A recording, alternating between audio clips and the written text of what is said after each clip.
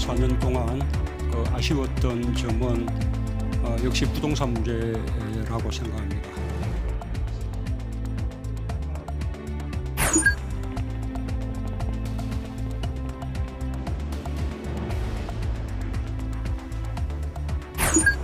결론적으로 말씀드리면 이상현 검사장을 기소하는 것으로 결정했습니다.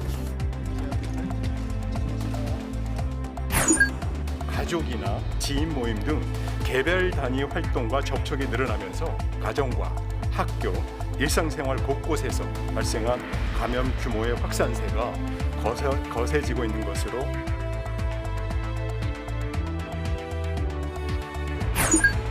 뇌 손상 범위가 워낙에 커서 일반적으로는 그 정도 손상이면 의식은 돌아오기 좀 힘들어요. 절반 이상은 다 다쳤다고 봐야 돼요.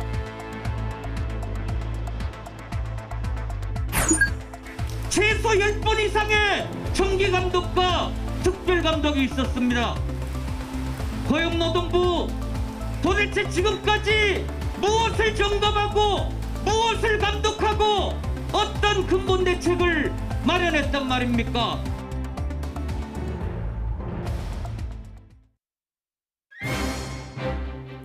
여러분 안녕하십니까? 뉴스나이트 시작합니다. 네, 부동산 정책에는 반성을, 또 사면 문제에는 신중을, 문자 폭탄에는 예의를 언급했습니다. 대통령 특별연설 정치부 리포트로 먼저 보도하고 잠시 뒤엔 패널들과 함께 한 대목씩 훑어보도록 하겠습니다. 네, 봉사활동 중에 만난 아이를 안쓰럽다며 입양한 양부가 구두 주걱으로 폭행한 사건이 발생해 공분을 사고 있습니다. 잠시 뒤 전해드립니다. 네, 취임 4주년을 맞은 문재인 대통령. 임기 중에 가장 아쉬운 점으로 부동산 문제를 역시 꼽았습니다. 네, 죽비를 맞고 정신이 번쩍 들었다는 표현을 쓰며 보완책을 마련하겠다고 밝혔는데요. 먼저 나연수 기자가 보도합니다. 문재인 대통령은 취임 4주년 특별연설로 질의응답을 반성으로 시작했습니다. 지난 4년 동안 아쉬웠던 점은 역시 부동산 문제라고 생각합니다. 정부의 부동산 정책이 가격 안정이라는 결과로 이어지지 못했다며 부동산만큼은 할 말이 없는 상황이라고 자인했습니다. 여기에 LH 직원들의 부동산 투기 사태까지 겹쳐 지난 재보궐선거에서 엄중한 심판을 받았다고 평가했습니다. 정말 죽비를 맞고 정신이 번쩍 이렇게 들 만한 그런 심판을 받았다 생각하고요. 다만 정책을 다시 살피고 보완하더라도 정책 기조 자체가 달라질 수는 없다고 말했습니다. 투기 차단과 실수요자 보호, 공급 확대를 통한 시장 안정 원칙, 나아가 부동산 부패 청산은 앞선 특별연설에서도 재차 강조했습니다. 주거 안정은 민생의 핵심입니다. 투명하고 공정한 부동산 거래 질서 확립과 불법 투기의 근원을 차단하기 위한 근본적 제도 개혁을 완결짓겠습니다. 문 대통령은 남은 1년 자세를 가다듬겠다며 당정청 간 긴밀한 협의를 통해 국민이 공감할 수 있는 정책 보완을 이루겠다고 약속했습니다. 지난 임기 4년의 가장 큰 아쉬움은 남은 임기 1년의 가장 무거운 과제이기도 합니다. 1년 뒤 문재인 정부 5년에 대한 평가는 국민이 부동산 정책 총점을 어떻게 주느냐에 따라 크게 달라질 것으로 보입니다. YTN 나연수입니다. 네, 이 밖에도 검찰총장 후보자 또 사면 문제를 언급했습니다. 특히 김오수 검찰총장 후보자에 대한 중립성 시비와 관련해선 납득할 수 없다는 입장을 밝히기도 했습니다. 네, 또 전직 대통령들과 이재용 부회장 사면과 관련해서는 국민 공감대가 중요하다는 기존 입장을 내세우면서도 많은 의견을 듣고 있다며 살짝 달라진 뉘앙스를 보였습니다. 홍선기 기자가 보도합니다. 문재인 대통령이 차기 검찰총장으로 김오수 전 법무부 차관을 지명했을 때 가장 많이 제기된 건 정치적 중립성 논란이었습니다. 감사원 감사위원 지명 당시 최재형 감사원장이 정치적 중립성을 문제 삼아 끝까지 임명에 반대했기 때문입니다. 문 대통령은 그러나 법무차관을 지냈다는 이유로 정치적 중립성을 의심한다는 것은 납득할 수 없다고 반박했습니다. 법무부 차관으로 적합하다고 해서 임명되었을 뿐인데 그렇다는 이유로 이렇게 정치적 중립을 지키지 않을 것이다라는 것은 과도한 생각이라 생각하고요. 검찰이 정치적 사건의 중립을 지킬 수 있겠느냐는 질문에는 이렇게 답하기도 했습니다. 원전 수사 등 여러 가지 수사를 보더라도 이제 검찰은 별로 청와대 권력을 겁내지 않는 것 같습니다. 사면 문제에 대해서는 국민 공감대가 필요하다는 원칙을 유지하면서도 살짝 달라진 뉘앙스를 보였습니다. 문 대통령은 전직 대통령 사면은 물론 이재용 삼성전자 부회장 사면 요구에 대해서도 많은 이야기를 듣고 있다고 말했습니다.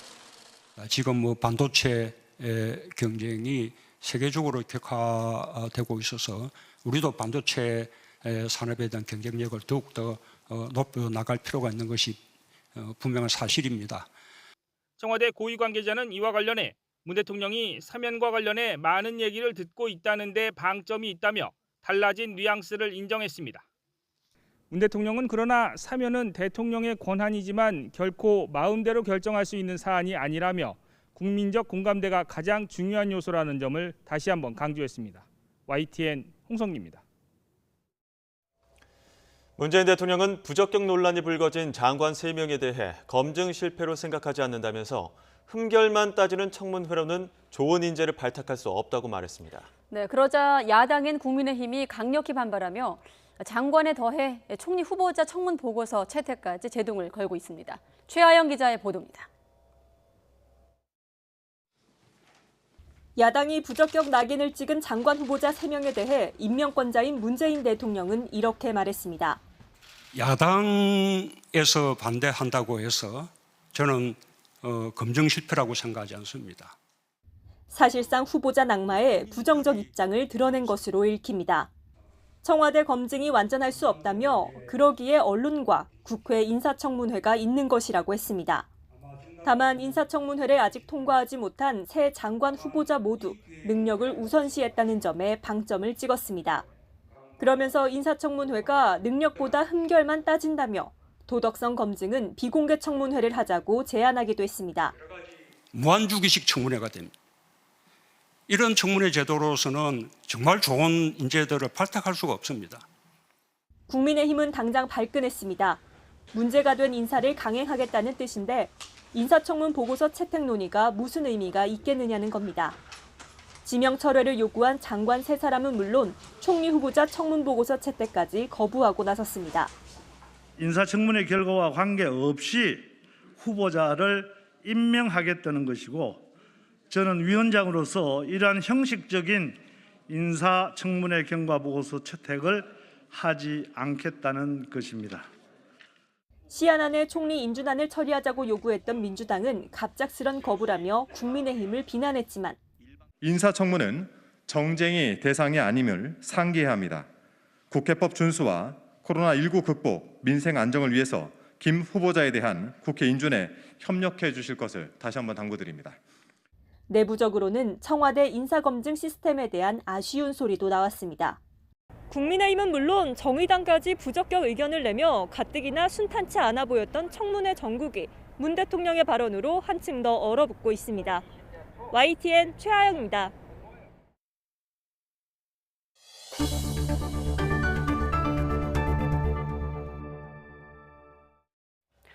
네, 검찰 수사심의위원회가 이성윤 서울중앙지검장을 재판에 넘기는 것이 적법하다고 권고했습니다.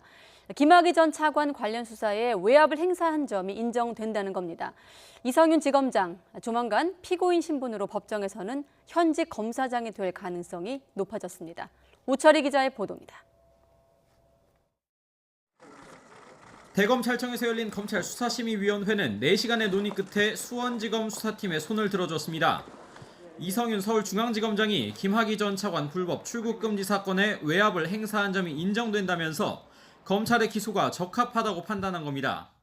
결론적으로 말씀드리면 이성윤 검사장을 기소하는 것으로 결정됐습니다.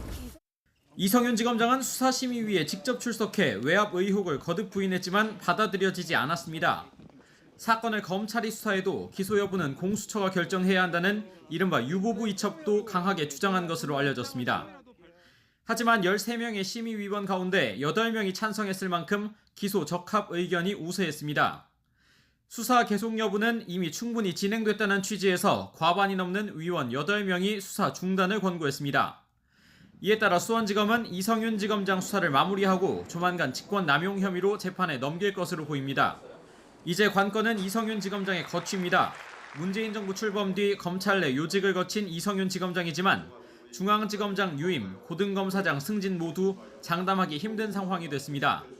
또 검찰 내 최대 조직의 수장이 검찰 수사에 대한 불신을 스스로 드러냈다는 비판 또한 면하기 힘든 상황입니다. 실제 지방의 한 간부급 검사는 일반 시민들도 수사 외압에 대해서 범죄 혐의가 상당하다고 인정한 것이나 다름없는 만큼 재판을 받으면서 책임 있는 직책을 계속 수행하는 게 과연 맞는지에 대한 의문이 있다고 밝혔습니다. 하지만 현 정권 비리 수사에 사실상 방패 역할을 해왔다는 평가도 있는 만큼 중용될 가능성도 여전해 향후 검찰 내부 갈등이 다시 불거질 우려도 있습니다. YTN 우철입니다. 고위공직자범죄수사처가 출범 넉 달 만에 첫 번째 사건 등록을 공식화했습니다. 공수처 1호 사건은 조희연 서울시 교육감의 해직교사 특별채용 의혹. 조 교육감은 공수처의 균형 있는 판단을 기대했습니다. 한동호 기자가 취재했습니다. 공수처가 조희연 서울시 교육감의 해직교사 부당 특별채용 의혹 사건을 1호 사건으로 지정했습니다. 사건 번호는 2011년 공제 1호입니다. 조 교육감은 지난 2018년 해직교사 5명의 특별채용을 관련 부서에 검토, 추진하라고 지시한 의혹을 받고 있습니다. 감사원 감사 결과 조 교육감은 담당 직원들이 특혜 우려가 있다며 반대 의견을 보고하자 해당 직원들을 업무 과정에서 배제하고 특별채용 추진 문서를 단독으로 결재했습니다. 감사원은 지난달 23일 감사 결과를 발표하면서 공수처에 수사 참고 자료를 전달하고 경찰에 고발했습니다. 이후 공수처 요청에 따라 경찰 사건이 공수처로 넘어왔습니다. 조 교육감은 혐의를 전면 부인하고 있습니다. 조 교육감은 입장문에서 공수처가 균형 있는 판단을 할 것으로 생각하고 특별채용의 제도적 특성과 혐의 없음을 적극 소명하겠다고 해명했습니다. 앞서선 당시 특별채용이 교육계의 과거사 청산과 화합을 위한 노력 중의 하나라고 주장하기도 했습니다. 그러나 공수처가 조 교육감을 1호 수사 대상으로 겨냥하고 이를 공식화하면서 조만간 수사는 속도를 낼 것으로 보입니다. 조 교육감과 서울시 교육청에 대한 강제 수사와 함께 교육청 관계자에 대한 소환 조사부터 진행될 전망입니다. YTN 한동우입니다. 네, 청와대 울산시장 선거 개입 의혹 사건의 정식 재판이 1년 4개월 만에 처음으로 열렸습니다. 15명이나 되는 피고인들이 모두 법정에 나왔는데 송철호 울산시장은 검찰이 소설 같은 내용으로 억지 기소했다면서 혐의를 전면 부인했습니다. 이 소식은 김경수 기자가 보도합니다.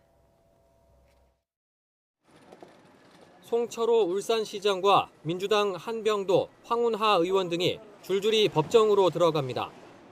지난해 1월 기소 이후 1년 4개월 만에 열리는 청와대 선거 개입 의혹 사건 첫 재판에 피고인 신분으로 출석한 겁니다. 지난 2018년 지방선거 때 청와대 인사들이 자신에게 유리하도록 공약과 선거 전략을 도왔다는 의혹에 대해 송철호 시장은 삼류 소설이라며 선을 그었습니다.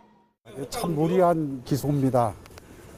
소수의 정치 검찰이 억지로 끼워 맞춘 삼류 정치 소설이 기소라고 내용이라고 생각합니다. 울산 경찰청장 때 송 시장 경쟁 후보의 비위 첩보를 넘겨받아 수사했다는 이른바 하명 수사 의혹을 받는 황운하 의원은 검찰이 권한을 남용하고 있다고 비판했습니다. 검찰은 없는 죄는 만들어내고 있는 죄는 덮었습니다. 내가 뭔 맞을 짓을 했어? 사람을 때려도 이유가 있어야 할 거 아니오. 법정에 서야 할 사람은 제가 아니고 검찰입니다. 청와대 정무수석 시절 송 시장의 당내 경선 경쟁자에게 사퇴를 종용했다는 의혹을 받는 한병도 의원은 선거 전에는 송철호 시장을 알지도 못했다며 혐의를 부인했습니다. 이들을 포함해 이번 재판에 나온 피고인은 전현직 울산시 공무원과 청와대 인사 등 모두 15명. 검찰은 피고인들이 선거 상대방을 매수하고 표적 수사하는 등 선거의 공정성을 해쳤다고 지적했습니다. 하지만 당사자들은 공소 사실을 부인하며 검찰이 적용한 공직선거법의 공소시효도 이미 지났다고 맞섰습니다. 1년 넘게 준비 절차만 6차례 열렸던 재판이 이제야 본 궤도에 올랐지만 피고인들이 워낙 많은 데다 혐의를 부인하고 있어서 1심 선고까지는 적지 않은 시간이 필요할 것으로 보입니다. YTN 김경수입니다. 네, 여야 모두 대권 경쟁이 시작이 됐습니다.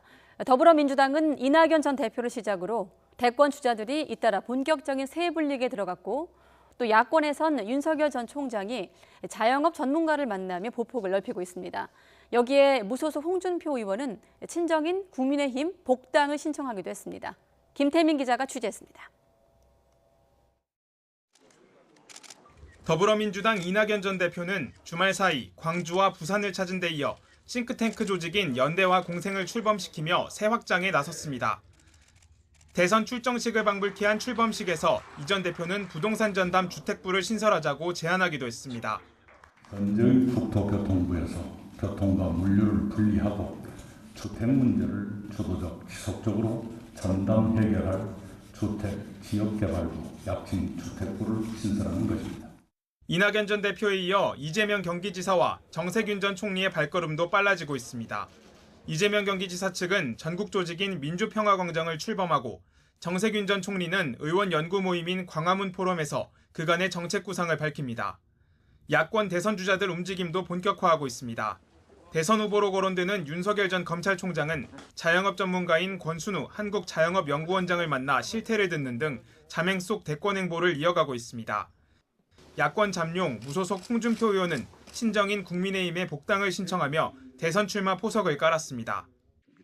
다시 당으로 돌아가서 당원으로서 책임과 의무를 성실히 수행하고 파탄난 국정을 바로 세우고 정권 교체를 통한 국가 정상화를 위해 하나의 미랄이 되고자 합니다. 하지만 당권 도전을 선언한 유승민 전 의원계로 꼽히는 김웅 의원이 즉각 반발하며 오히려 갈등의 뇌관이 되고 있습니다. 소금이라고 하더라도 시간이 오래되면은 그게 곰팡이가 쓸지 않겠습니까? 마찬가지로 홍준표 대표님은 제가 보기에는 너무 정치 예전부터 오래 하신 것 같습니다. 그래서 여야 대선 주자들의 본격적인 경쟁이 시작된 가운데 경선 연기론으로 시끄러운 더불어민주당과 홍준표 의원 복당을 두고 갈등 조짐을 보이는 국민의힘 지도부 모두 고민이 깊어지고 있습니다. YTN 김태민입니다.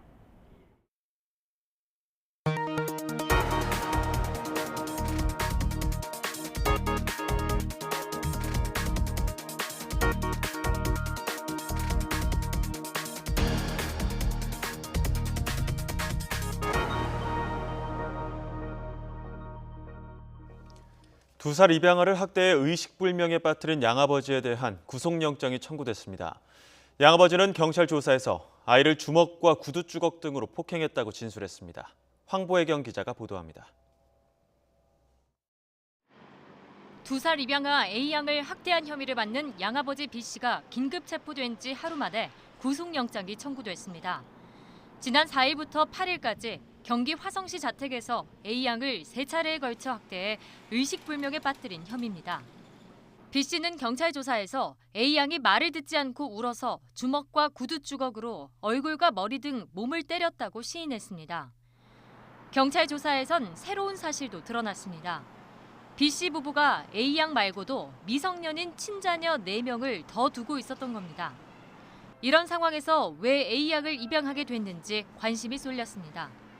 이에 대해 B씨는 재작년 보육기관에 봉사활동을 하러 갔다가 A양을 처음 만났고 측은한 마음이 들어 입양하기로 했다고 경찰에 진술했습니다. 경찰은 일단 B씨 부부가 친자녀들을 학대한 정황은 없는 것으로 보고 있습니다. A양 양어머니는 B씨의 학대를 방임한 혐의로 입건했습니다. 경찰은 양어머니도 함께 학대한 건 아닌지 또 B씨가 이전에도 추가로 학대한 사실은 없는지도 조사할 방침입니다. 뇌의 3분의 2가량이 손상돼 응급수술을 받은 A양은 여전히 의식을 되찾지 못하고 있습니다. 뇌 손상 범위가 워낙에 커서 일반적으로는 그 정도 손상이면 의식은 돌아오기 좀 힘들어요. 절반 이상은 다 다쳤다고 봐야 돼요. 의료진은 A양의 혈압은 일단 유지되고 있다며 의식이 돌아올지는 좀 더 지켜봐야 한다고 설명했습니다.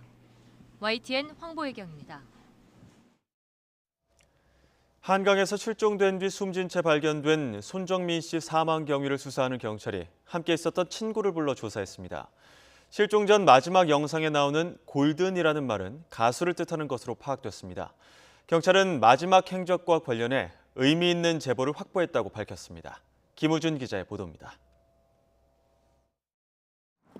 서울 반포 한강공원 수상택시 승강장 인근 손정민이라는 이름이 새겨진 의사 가운이 실종 추정 장소 앞에 가지런히 놓여 있습니다. 새하얀 의사 가운 뒤로 경찰들이 손 씨 유류품을 수색하고 있습니다. 증거품이 강바닥에 가라앉아 있을 가능성도 있어 민간 심해 수사팀까지 동원했지만 별다른 유류품은 찾지 못했습니다. 바닥은 지금 수심은 3.4m 나오고요. 수온은 15도. 그다음에 시야는 지금 한 15cm? 많이 나와 한 15cm 정도 나오고 제 게이지도 지금 이 컴퓨터도 확인이 안 돼서 눈앞에다 놔도 이제 안 보이는 상황입니다. 네.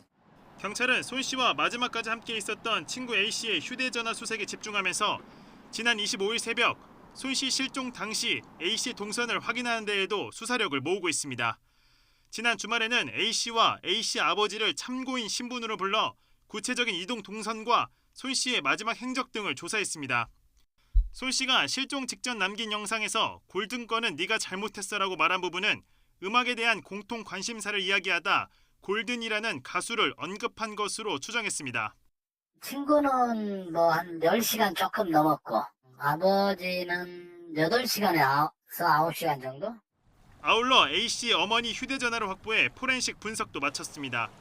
경찰은 실종 당시 A씨가 어머니와 통화한 기록이 있는 만큼 구체적인 통화 내역을 확인하기 위해 임의 제출 방식으로 휴대전화를 확보했다고 설명했습니다.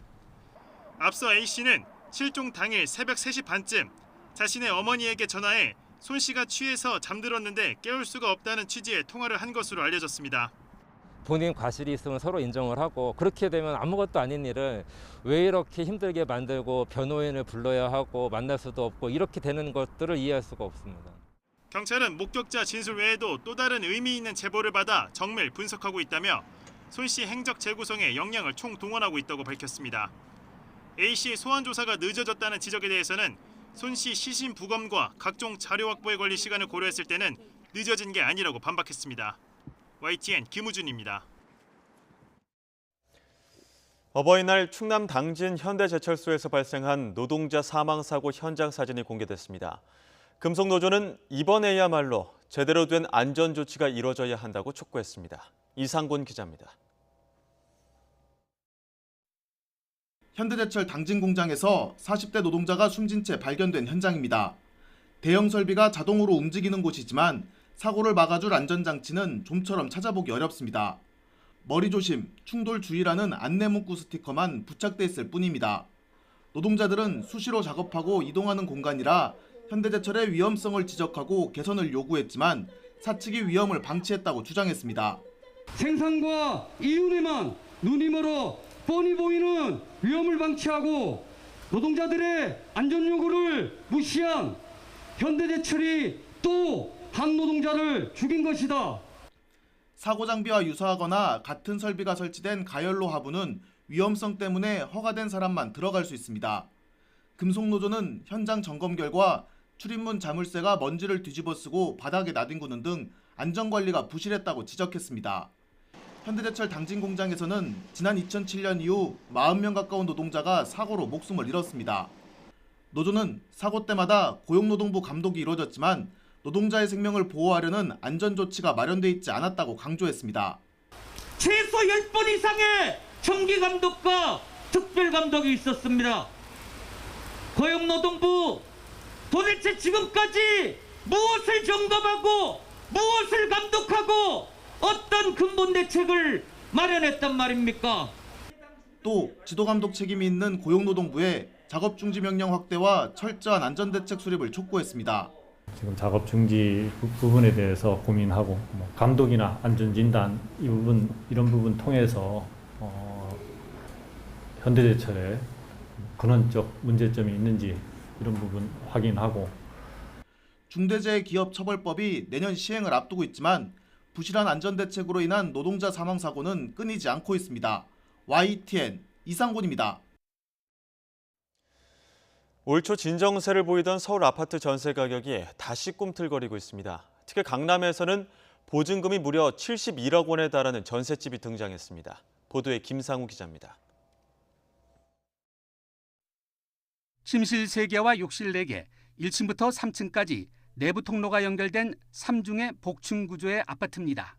지난 2월에 5층에 위치한 전용 면적 219.96제곱미터가 보증금 71억 원의 전세 계약이 이루어졌습니다. 3.3제곱미터당 보증금은 1억 671만 원, 아파트 보증금이 평당 1억 원을 넘긴 것은 이번이 처음입니다.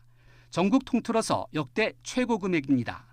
종전 최고액은 서울 성수동의 갤러리아 폴의 전용 271.38제곱미터에서 나온 50억 원이었습니다. 청담 초등학교, 청담 중학교, 청담 고등학교 등 그다음에 갤러리아 백화점, 명품거리가 이제 통합적으로 이제 이쪽 라인으로 위치해 있기 때문에 수요도 많고. 재건축을 앞둔 반포주공 1단지 등 약 4천 가구가 연내 2주를 앞둔 가운데 이달 들어 서울 아파트 전셋값이 0.03% 상승하는 등 불안해지고 있습니다. 집값도 비슷한 양상입니다.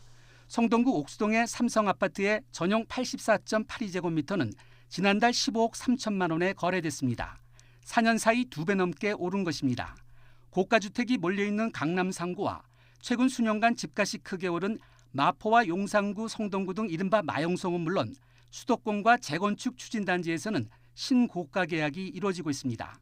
최근 들어서는 비강남의 반란이라고 할 정도로 마용성 그리고 경기 인천에서도 2배 이상 오른 곳도 쉽게 찾아볼 수 있습니다. 특히 다음 달부터 양도세와 보유세 부담이 대폭 커지는 가운데서도 다주택자 상당수가 버티기 모드에 돌입하면서 호가도 시세 수준에서 내리지 않아 거래 절벽이 이어지는 분위기입니다. YTN 김상우입니다.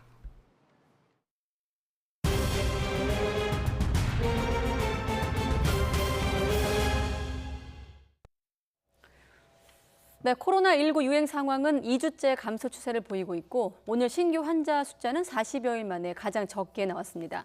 그래도 아직은 방심하긴 이릅니다. 서울 강남의 초등학교에서 17명이 확진 판정을 받았습니다.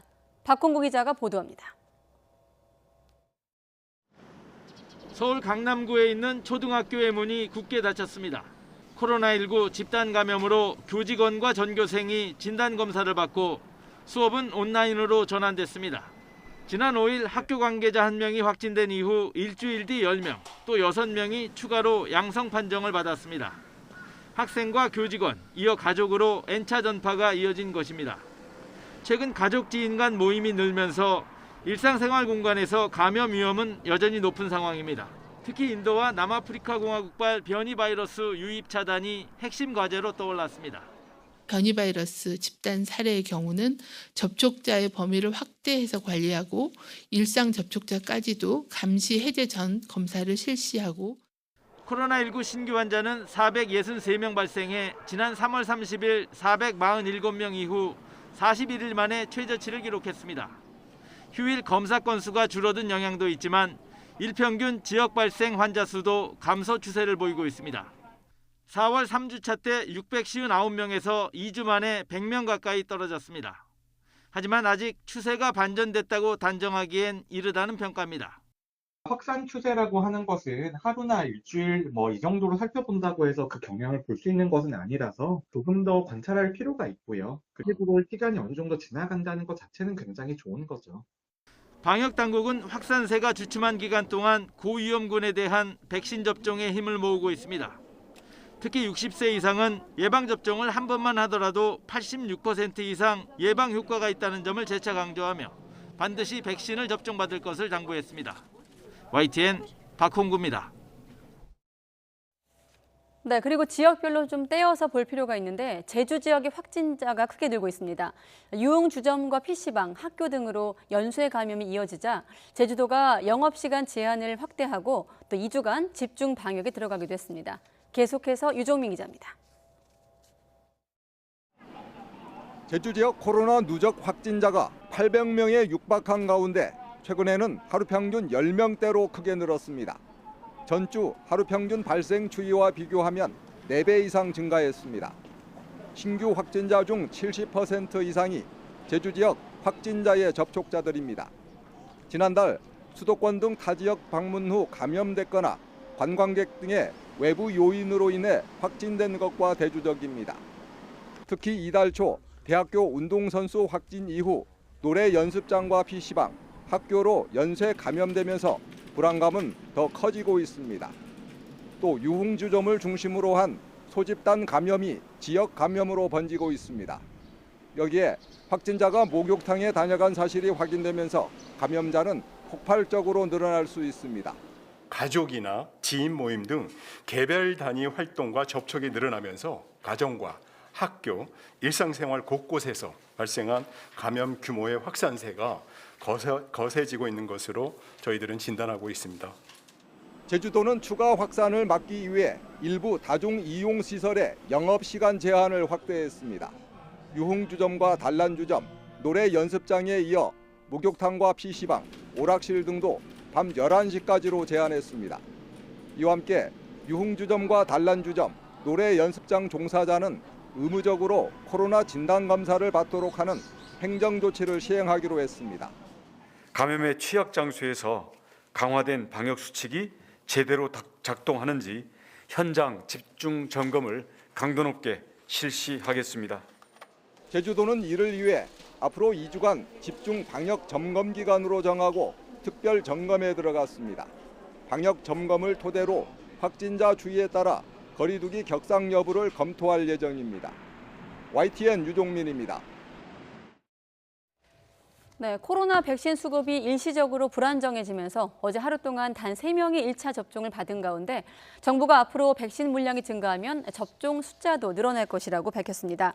어제 하루 신규 접종자는 총 3명이 그쳤으며 이는 일반인 대상 접종이 시작된 4월 1일 이후 최소 수치이자 첫 한 자릿수 기록입니다. 정부는 1차 접종자가 3명이 그친 원인이 사실상 수급 불균형이 있다고 인정하면서도 백신이 추가로 국내에 들어오면 주말 휴일 접종량도 다시 증가할 것이라고 설명했습니다.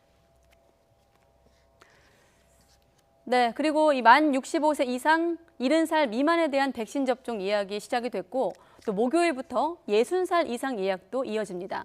나흘 전에 시작한 70살부터 74살 어르신들의 사전 예약률은 28%에 이르는데 이달 말부터 맞게 됩니다. 자세한 내용 정현우 기자가 설명합니다. 백신 접종이 이어지는 서울 노원구의 예방접종센터. 하루 동안 75살 이상 어르신 130명이 화이자 1차 또는 2차 접종을 받았습니다. 전국의 75살 이상 어르신 가운데 1차 백신 접종을 마친 사람은 이제 40%를 넘겼습니다. 무슨 정상이 있을 거라고 자꾸 이야기를 하니까 거기에 대한 약간 불안도 있고 한편 홀가분하고 큰일을 해냈다 하는 생각. 정부는 기존 접종 외에 예약 대상을 계속 늘리면서 접종 속도를 높이는 데 주력하고 있습니다. 지난 6일 시작한 만 70살에서 74살까지의 사전 예약은 10일 0시를 기준으로 27.7%에 달하는 가운데 만 65살부터 70살 미만 283만 명에 대한 예약도 시작됐습니다. 다음 달 3일까지 접종 예약이 가능합니다. 오는 13일부터는 만 60살에서 64살까지와 유치원과 초등 저학년 교사 등이 예약할 수 있습니다. 사전 예약 홈페이지나 질병청 콜센터를 이용해 주소지와 관계없이 위탁 의료기관을 선택해 접종 일정을 잡으면 되고 대리 예약도 할 수 있습니다. 원활한 예방접종 예약을 위해서 가급적 어르신들의 자녀 등 보호자께서는 모바일과 PC 등 온라인 누리집을 통해 예방접종 예약을 해주시면 편리하게 하실 수가 있습니다. 오는 11월엔 전 국민 70%를 대상으로 접종을 마쳐 집단 면역을 형성한다는 게 정부의 목표. 당장 다음 달까지 1,300만 명 접종을 마치겠다고 했는데 달성하려면 남은 50여일 동안 하루에 17만 명씩 접종을 받아야 합니다. 하지만 지난주 하루 평균 접종 인원은 6천 명도 안 되는 수준으로 속도가 주춤한 상황. 초기 접종률을 높이기 위해 2차 접종용 비축분을 앞당겼으면서 수급 불균형이 발생한 탓입니다. 아스트라제네카는 24만 명분 그리고 화이자는 65만 명분 정도 재고가 현재 기준으로 있어서 약 89만 회분 정도의 재고가 있는 상황입니다. 현재 관건은 백신 수급이 얼마나 빠르게 이뤄지느냐. 정부는 다음 달까지 화이자 백신은 500만 회분, 아스트라제네카 백신은 오는 14일부터 다음 달 첫째 주까지 723만 회분이 추가 공급될 예정이라면서 주기적으로 상당한 물량이 들어오고 있는 만큼 예방접종에 차질이 없도록 하겠다고 거듭 강조했습니다. YTN 정윤우입니다. 코로나19 백신 접종 뒤 이상 반응이 나타나더라도 인과성이 인정돼야 보상을 받을 수 있는데요. 앞으로는 인과성을 판단할 근거가 부족한 중증 사례도 진료비를 지원하기로 했습니다. 이형원 기자의 보도입니다. 지난 2월 26일 백신 접종이 시작된 이후 이상 반응 신고는 2만 건에 육박합니다. 경증, 중증, 사망 사례 모두 백신과 인과성이 인정돼야 보상받을 수 있습니다. 현재까지 발열 등 일반 환자 4명과 20대 뇌정맥동 혈전증을 포함한 중증 2명 등 6명만 인과성을 인정받았습니다. 알려지지 않은 인과관계가 확실치 않은 중증 사례도 꽤 나오는 부분이 있는데 이런 피해 보상 제도를 완벽하게 하는 것이 우리 국민들의 백신 수용성을 높이는 데에는 굉장히 큰 도움이 될 것이라고 봅니다. 이런 점을 고려해 정부도 오는 17일부터 의료비 지원 범위를 확대하기로 했습니다. 간병비 등을 제외한 진료비로 여러 번 신청할 수 있지만 한도는 1인당 1,000만 원입니다. 예방접종 후에 이상 반응이 발생하였으나 인과성에 대한 근거 자료가 부족해서 보상에서 제외되었던 중증 환자에 대한 의료비 지원 사업을 한시적으로 신설하겠습니다. 아스트라제네카 백신을 맞은 뒤 사지 마비 증상을 보인 40대 간호조무사가 여기에 해당합니다. 급성 파종성 뇌척수염 판정을 받았는데 백신 관련성을 평가할 자료가 충분치 않다고 본 겁니다. 백신의 유발 가능성이 국내에서 제기되는 상황에서 아직은 이것을 인과성을 인정할 만한 근거도 배제할 만한 근거도 충분치 않다라는 의미입니다. 5차 피해조사반 심의부터 반영돼 모두 5명이 이런 사례로 분류됐는데 앞서 진행된 부분도 이 기준을 소급 적용해 재분류하기로 했습니다. 한편 근거 불충분 사례가 시간이 지나 백신 관련성이 없는 것으로 최종 판정되더라도 이미 지원받은 진료비는 반환하지 않아도 됩니다. YTN 이영훈입니다. 주한미군에 복무하는 한국군 병사인 카투사 가운데 존슨앤존슨사의 얀센 백신을 맞았지만 확진된 사례가 또 나왔습니다.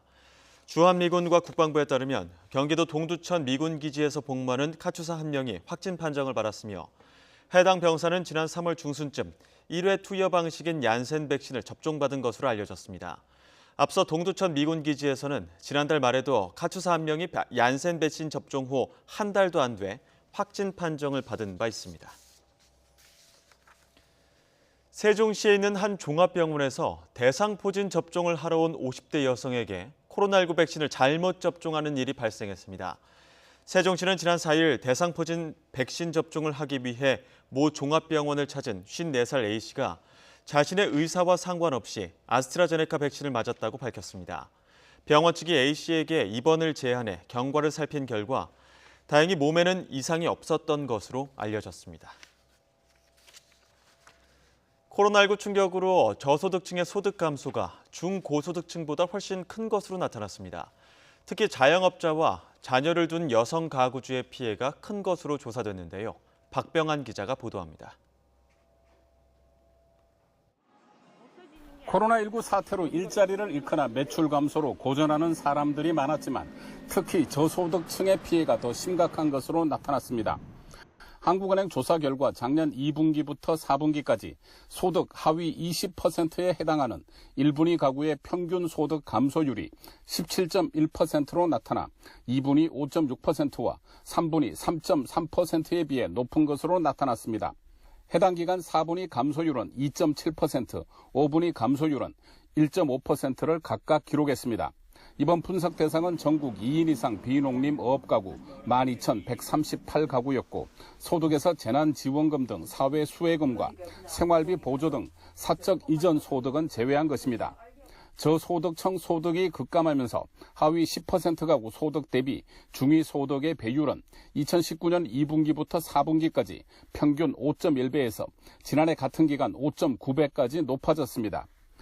1분위 소득 감소분을 고용과 소득 요인으로 나눠보니 36.2%가 실업 등 고용 충격에 63.8%가 소득 수준 저하 충격에 따른 것으로 분석됐습니다.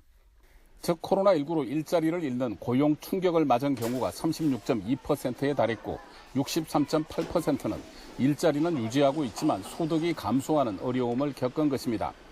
소득 충격도 저소득층에 집중돼 같은 기간 1분위 취업 가구의 소득 감소율이 15.6%로 2, 3, 4분위의 3.3%, 5분위의 1.3%보다 월등히 높았습니다.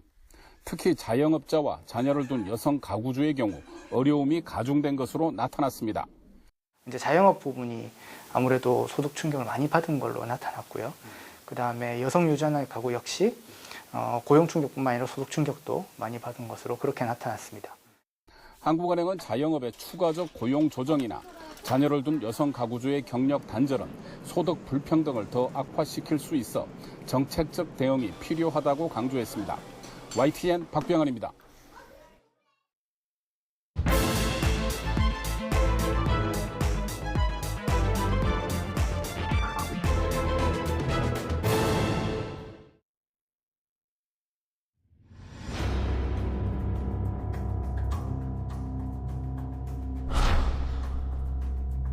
지난 4년 동안 아쉬웠던 점은 역시 부동산 문제라고 생각합니다. 야당에서 반대한다고 해서 저는 검증 실패라고 생각하지 않습니다. 무한주기식 청문회가 됩니다. 이런 청문회 제도로서는 정말 좋은 인재들을 발탁할 수가 없습니다. 코로나와의 전쟁에서 끝이 보이기 시작했습니다.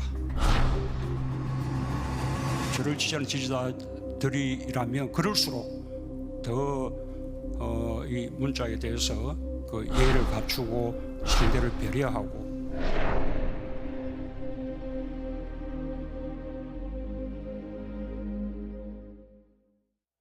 네. 이렇게 여러 가지 발언들이 나왔습니다. 가장 아쉬운 대목으로 부동산 정책을 꼽았고 또 방역 문제, 경제, 장관 후보자 부적격 논란 등에 대한 언급도 있었습니다. 나이트 포커스 오늘은 최진봉 성공회대 교수 또 이종근 시사평론가 두 분과 함께하겠습니다. 안녕하십니까? 네, 안녕하세요. 네, 안녕하십니까? 네, 지난 4년을 돌아봤다고도 할 수 있고 또 남은 1년, 마지막 또 1년에 대한 어떤 청사진을 공개했다고도 볼 수 있습니다. 먼저 한 줄 평을 한번 들어볼까요? 네. 평론가님? 네. 특별 연설을 기대하신 분들이 많았을 거예요. 특별함이 있기 때문에 특별 연설이라고 아마 이름을 붙였을 테고 네. 한데 특별함이 없었던 특별 연설이다라고 한 줄평을 하고 싶습니다. 이유를 말씀을 드릴까요? 네, 이따가 이유는 한꺼번에 말씀해 주시겠습니까? 나눠서 또 말씀을 듣도록 하겠습니다. 네. 이번에 이제 대통령이 마지막 1년을 앞두고 4년 동안의 성과를 설명하고 1년 동안 어떤 부분에 중점을 두겠다 하는 부분을 명확하게 밝혀서 국민들에게 남은 1년 동안 어떤 부분이 국정의 주요 키워드가 될 거냐 하는 부분을 선명하게 표현했다는 점에서 긍정적으로 평가할 수 있을 것 같습니다. 네, 알겠습니다. 다소 이제 특별함이 없는 특별 연설이라고 하셨고 긍정적으로 평가하셨다 이렇게 말씀하셨는데 그 이유는 잠시 뒤 여쭤보고 제가 또 서두에 한 가지만 또 여쭤볼게요. 혹시 만약에 두 분께서 연설문을 좀 같이 참여한다고 하면 이 대목은 좀 뺐을 텐데 하는 부분도 있을 것 같아요. 네, 방역과 관련돼서 대통령님께서 오늘 하신 말씀이 네. 조금만 더 견뎌달라라고 한 다음 표현이 코로나와의 전쟁에서 끝이 보이기 시작했다라는 네. 부분입니다. 만약 제가 연설문을 작성했다면 그 부분을 다른 표현이나 혹은 그 부분을 삭제했을 거라고 저는 생각합니다. 네, 교수님은요? 저는 특별히 그러니까 처음에 발표한 내용에는 그런 내용은 없었어요. 그러니까 네. 연설을 하신 부분에서 특별히 바꿀 내용은 없었다고 보고 답변하는 과정에 조금 저는 개인적으로 제가 만약에 네. 답변하는 과정이었다면 야당이 반대한다는 그 말만 빼면 좋았지 않았을까 하는 개인적인 생각은 있습니다. 후보자에 대한 얘기인가요? 예, 장관 맞습니다. 후보자? 네, 그 부분. 그런 이유들은 잠시 뒤에 또 한 대목 한 대목 좀 꺼내서 듣도록 하고 마침 앞서 그 평론가님께서 백신 문제 말씀하셨는데 관련된 언급을 먼저 듣고 본격적으로 대담을 이어가도록 하겠습니다. 백신 수급과 관련된 입장입니다. 백신 접종으로 일상 회복의 대장정이 시작되었습니다. 좀 더 접종이 빨랐더라면 하는 아쉬움이 있는 것이 사실입니다. 백신 접종에 앞서가는 나라들과 비교도 하게 됩니다. 하지만 백신 개발국이 아니고 대규모 선투자를 할 수도 없었던 우리의 형편에 방역 당국과 전문가들이 우리의 방역 상황에 맞추어 백신 도입과 접종 계획을 치밀하게 세우고 계획대로 차질 없이 접종을 진행하고 있는 것은 정당한 평가를 받아야 한다고 생각합니다. 네, 이 대목에선 아쉬움이란 표현이 또 눈에 띄고 또 한 가지 정당한 평가를 좀 해달라. 상대 평가를 좀 말하는 것 같기도 하고요. 교수님 어떻게 들으셨어요? 일단 이런 거예요. 그러니까 정당한 평가가 필요하다고 하는 것은 결과론적으로 보면 지금 현재 백신이 다른 나라보다 우리나라가 접종률이 낮은 부분에 대해서는 네. 아쉬운 부분이라는 표현을 하신 거예요. 근데 그럴 수밖에 없었던 상황을 우리는 이해해야 된다는 얘기를 하는 네. 거거든요. 이게 백신이 본격적으로 생산되고 전 세계적으로 백신을 공급받기 위해서 계약을 시작했던 게 지난해 말입니다. 지난해 말부터 시작해서 백신이 공급되기 시작했고 그때부터 싹쓸이 하듯이 모든 나라들이 거의 대부분의 나라들이 그걸 백신 공급을 가져오기 위해서 노력을 했죠. 그런데 네. 그 당시에 가장 적극적으로 국민 수보다 더 많은 백신을 확보하려고 노력했던 나라들이 대부분 방역에 실패했던 나라들이에요. 즉 확진자나 사망자 수가 엄청나게 많은 우리나라와 비교될 수 없을 만큼 많은 사람의 확진자나 사망자가 나온 나라들 같은 경우에는 지금 당장 백신을 맞아야 되는 상황이었기 때문에 그렇다고 칩니다. 근데 그 당시 어떤 논란이 있었느냐? 백신이 보통은 일반적으로 백신 이게 개발이요 6년에서 7년 정도 걸려요. 네. 근데 코로나 백신 같은 경우에는 1년 만에 만들어졌습니다. 그리고 지금 현재도 임시로 허가를 받고 백신이 지금 접종되고 있는 상황이에요. 물론 안전성이 저는 어느 정도 담보됐다고 생각을 합니다. 여러 가지 이제 지금의 백신 접종을 통해서 그래서 네. 안전성을 제가 문제 삼는 건 아닌데 초창기에 백신이 개발될 당시만 해도 안전성에 대해서 상당히 큰 의문이 있었어요. 그 상황에서 우리가 성급하게 백신을 미리 확보하거나 아니면 하는데 일정 부분 전문가들도 좀 검토가 필요하다는 상황이 있었다는 말씀을 드리는 거예요. 그러나 반대로 그럼 유럽의 나라들이나 아니면 미국 같은 경우에는 엄청나게 방역에 실패하는 바람에 많은 피해들이 있었고 그 피해를 어떤 형태로든 막아보기 위해서 안전성이 완전히 확보되지 않은 상태로라도 백신을 맞아야 되는 상황이 됐다는 것이죠. 네. 그래서 그 나라들이 먼저 선제적으로 백신 계약을 했었고 지금의 우리나라 같은 경우는 그 당시에는 그럴 필요가 없었기 때문에 전문가들의 조언을 듣고 그렇게 절차를 진행해 왔다는 겁니다. 아까 말씀드린 것처럼 결과론적으로 보면 우리가 좀 더 빨리 했으면 더 좋을 뻔했지만 그때 상황에서는 그런 판단을 할 수밖에 없었다는 얘기를 하신 거라고 저는 봅니다. 네, 다른 문제보다는 코로나 위기 극복에 대해서 상대적으로 좀 자신감을 좀 내비친 것 같이 보이기도 했거든요. 네. 자, 일부에서 그러니까 언론이나 혹은 야당에서 네. 백신이 좀 늦어진 거 아니냐라는 그런 비판에 대해서 대통령이 처음으로 조목조목 이유를 이야기했습니다. 첫 번째는 우리나라가 백신 개발국이 아니다. 두 번째는 대규모 선투자를 못하는 우리의 형편 때문이다. 이 두 가지인데 제가 예를 하나 드릴게요. 이 예에 합당한 나라는 미국하고 영국하고 독일입니다. 이 세 개 국가는 화이자와 아스트라제네카 등등을 모더나 등등을 실제로 개발한 국가들이에요. 그러니까 조건이 맞죠. 그리고 그런데 하나씩 제가 예를 들어볼까요? 우리나라가 6.9% 지금 접종률입니다. 칠레 42.44%, 헝가리 42.16%, 바레인, 우루과이, 세르비아까지 29%, 우리의 3배 이상 됩니다. 이 국가들이 백신을 개발한 국가 아니거든요. 그리고 이 국가들이 우리나라보다 선투자를 할 수 있는 우리의 형편보다 사실 우리 형편보다 낮으면 낮았지 우리 형편보다 좋은 나라들 아니거든요. 자, 한 국가만 더 얘기를 할게요. 싱가포르입니다. 네. 방역이 우리나라만큼 또는 우리나라보다 앞섰었어요. 그때 우리 초기 한 6월 달, 7월 달까지 싱가포르가 굉장히 앞섰던 적이 있었어요. 방역에서 성공적이었다. 그러니까 방역에 실패한 국가 아니에요. 근데 싱가포르가 아시아 국가에서 중국 다음입니다. 지금 25.95%입니다. 그리고 이스라엘 같은 경우 세계 최고인데 언제부터 사실 투자를 하기 시작했냐면 6월 달부터 투자를 했습니다.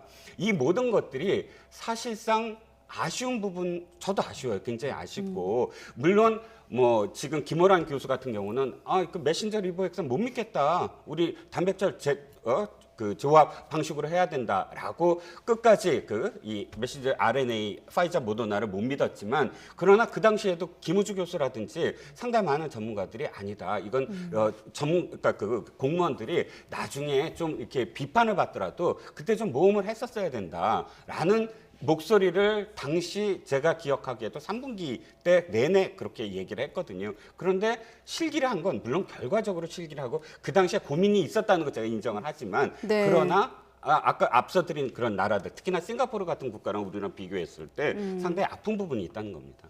네, 알겠습니다. 백신 수급 문제는 이 정도로 듣기로 하고 또 한 가지 관심을 모았던 대목이 부동산 문제 아니겠습니까? 뭐 죽비로 맞고 번쩍 들만한 그런 심판이었다라는 표현까지 나왔는데 또 발언 들어보도록 하겠습니다.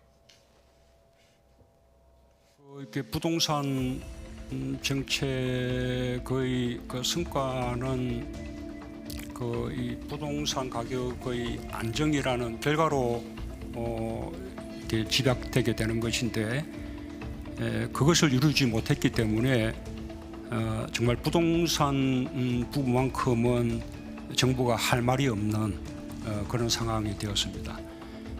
거기에 더해서 LH공사의 이제 비리까지 이제 겹쳐지면서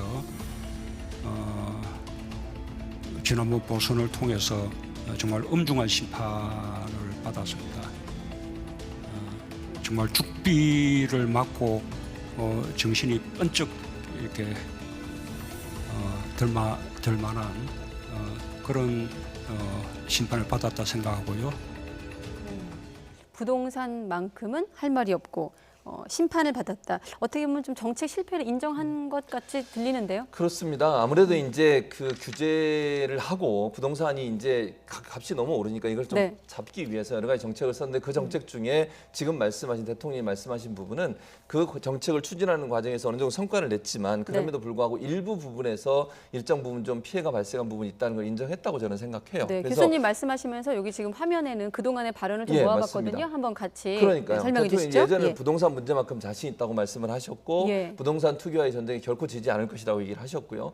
그리고 이제 최근에 들어서 매우 송구한 마음이다. 정부가 할 말 없는 상황이 됐고 오늘은 뭐 또 이제 그 부분도 인정을 하셨어요. 그런 거 보면 아마 이제 전체적인 큰 틀은 뭐 예를 들면 부동산 투기와의 전쟁에서 결코 지지 않을 거다. 저는 그 부분은 어느 정도 달성이 돼가고 있다고 생각을 해요. 집값도 어느 정도 안정적으로 가고 있었던 상황이었다고 보고요. 다만 그러다 보니까 결국은 규제를 이제 심하게 하다 보니 정말 필요한 사람들, 생애 처음으로 주택을 구입하거나 아니면 신혼부부들 같은 경우에 주택을 구입할 수 있는 상황이 안 되는 그런 어려움에 빠지게 되는 거잖아요. 네. 그런 사람들에게는 일정 부분 제도적으로 좀 도움을 줄 수 있는 방안을 강구하겠다는 표현이라는 생각이 들고요. 또 하나는 집 한 채만 갖고 있는데 20년, 30년 동안 집만 갖고 있었다. 그런데 그 지역의 집값이 올랐는데 본인은 은퇴하고 더 이상 수입이 없는 분들, 이런 분들 같은 경우에 종부세 납부 대상이 되고 이랬을 경우에 상당히 큰 경제적 압박을 받을 수도 있는 상황 아니겠습니까? 이런 두 부류의 논란들이 있는 상황이기 때문에 그 부분들은 좀 핀셋으로 일정 부분 좀 정책을 조정을 하더라도 그분들의 피해를 최소화할 수 있는 방안들을 찾겠다는 의미라고 보여져요. 그러면 지금 사실은 재보선 이후 또 민주당 같은 경우는 당내 어떤 경선 과정, 어떤 수장이 바뀌는 그런 과정 속에서 계속 부동산 문제가 지금까지도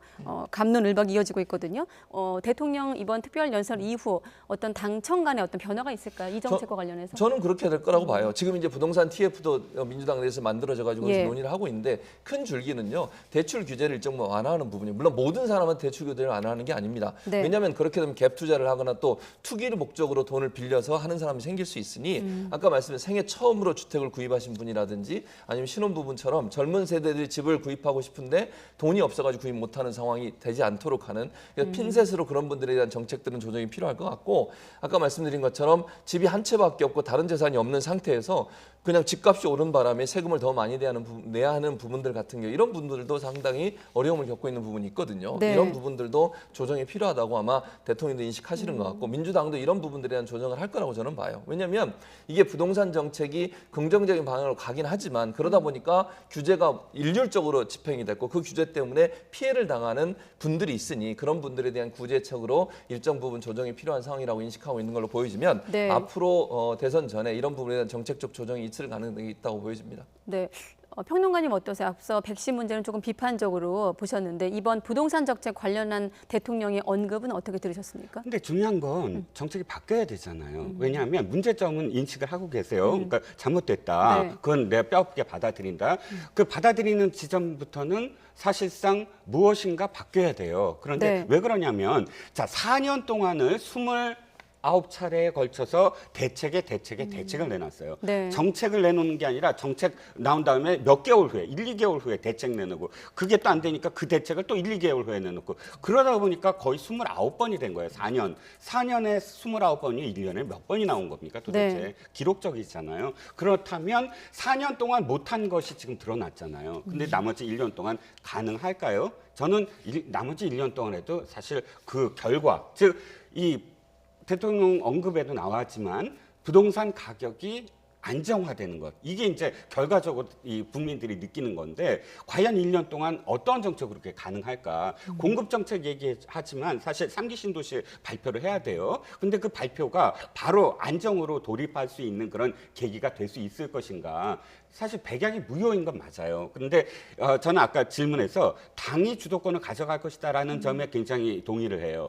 그러니까 지금 그 부동산 PF 그 위원장이 바뀌었잖아요. 네. 진선미 의원에서 김진표 의원으로 상당히 시장주의자인 김진표 의원으로 바뀌었다는 점이 송영길 대표가 의지를 갖고 있다는 점이고 그래서 상당히 당이 좀 이끌어 가겠다라는 그런 어떤 지금 당청 관계를 보이고 있다고 보거든요. 네. 그 점에 도리어 대통령 연설보다 도리어 당의 변화를 지금 국민들이 눈여겨보지 않을까 싶습니다. 네. 자, 그리고 또 한 가지가 특별연설 이제 직전에 장관 후보자들의 어떤 부적격 논란이 있었기 때문에 또 마침 오늘이 청문 보고서 법정 채택 보고 법정 시한 아니었습니까? 5월 10일 관련한 어떤 입장 표명도 주목이 됐는데 이 얘기도 한번 들어보도록 하겠습니다.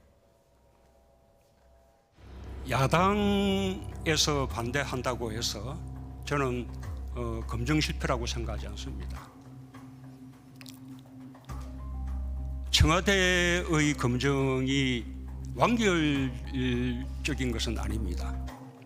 청와대는 세무자료라든지 뭐 주민등록 이전 자료라든지 정가 기록이라든지 부동산 거래 기록이라든지 뭐 여러 가지 정부가 보유한 자료들을 제출받아서 그것을 기본 자료로 삼고 검증 대상자에게 검증 질문서를 작성하게 하고 거기에 따라서 사실을 하나하나 확인해 들어가는 과정으로 검증을 하게 됩니다.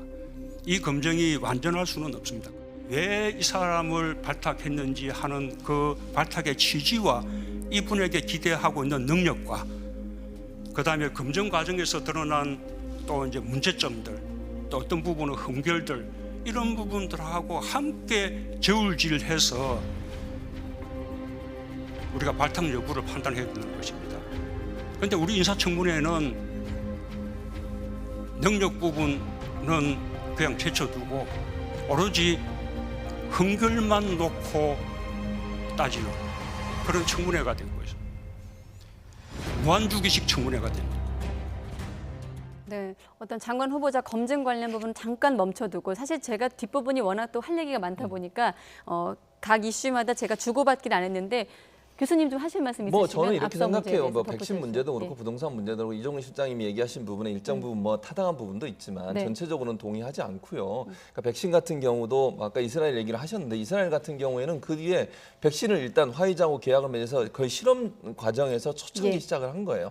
그리고 나서도 몇 번 또 확산이 엄청나게 일어난 적도 있었어요. 그러니까 뭐 방역이 잘 되고 있다. 예를 들면 지금 뭐 여러 가지 그 자체적으로 집단 면역이 형성됐다고 해서 마스크를 안 쓰고 있는데 그러면서도 몇 번 또 많은 사람이 확진되는 경우도 있었어요. 그러니까 그게 완전히 이스라엘 케이스가 모두 다 완벽하다 이렇게 얘기할 수 있는 상황이 아니라는 생각이 들고요. 네. 그리고 아까 말씀드린 것처럼 저는 백신 관련해서는 우리나라가 방역이 어느 정도 성공하다 보니 그 부분에서 좀 더 적극적으로 나서지 않은 부분 분명히 있어요. 그리고 결과론적으로 그게 제가 말씀드린 것처럼 우리가 좀 더 빨리 했으면 더 좋을 뻔했다는 저도 아쉬움이 좀 분명히 남아 있습니다. 그러나 그것이 백신 실패로까지 얘기할 수 있는 상황은 저는 아니라고 보고요.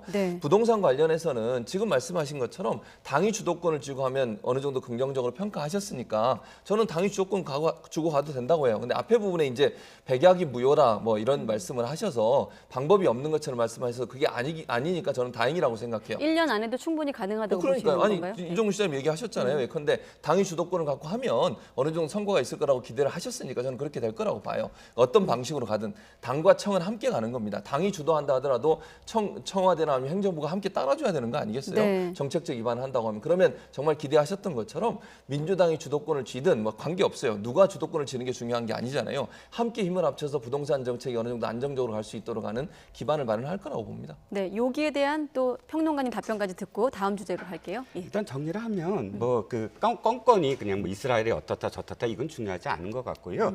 중요한 건 이겁니다. 아까 제가 드리고 싶은 말씀은 뭐냐면 이 어떤 상황이 있을 때 그 상황을 어느 정도는 인정하고 공유하고 해야 된다는 거예요. 무조건 잘했다라는 지점부터 출발을 하면 그 다음부터는 반박이 들어서 이게 정치 논쟁이 되거든요. 그러니까 백신도 물론 아쉽다는 표현을 했지만 그러나 그 판단에 있어서 예를 들어서 6월부터 한 11월까지 백신과 관련된 판단에 있어서 정부 관계자들의 워딩을 보면 상당히 갈팡질팡했다거나 혹은 너무 이 백신과 관련돼서 뭐 화이자 모더나가 아니라 국내 어떤 개발에 너무 치우쳐서 거기에 희망을 걸었던 어떤 흔적도 좀 있거든요. 이런 부분들이 저도 대통령 말씀처럼 아쉽다는 거예요. 굉장히 아쉬운 어떤 판단에 고비고비가 있었다. 이 부분은 사실 지적할 수 있는 부분이라고 저는 생각하거든요. 그러니까 저는 또 한 가지만 더 말씀하신 것처럼 아쉽고 그런 부분이 적극적으로 했으면 좋을 뻔했어요. 근데 그러면 저는 이렇게 또 얘기를 해보고 싶어요. 야당 의원들은 과연 백신이 처음에 6월부터 9월, 11월 사이에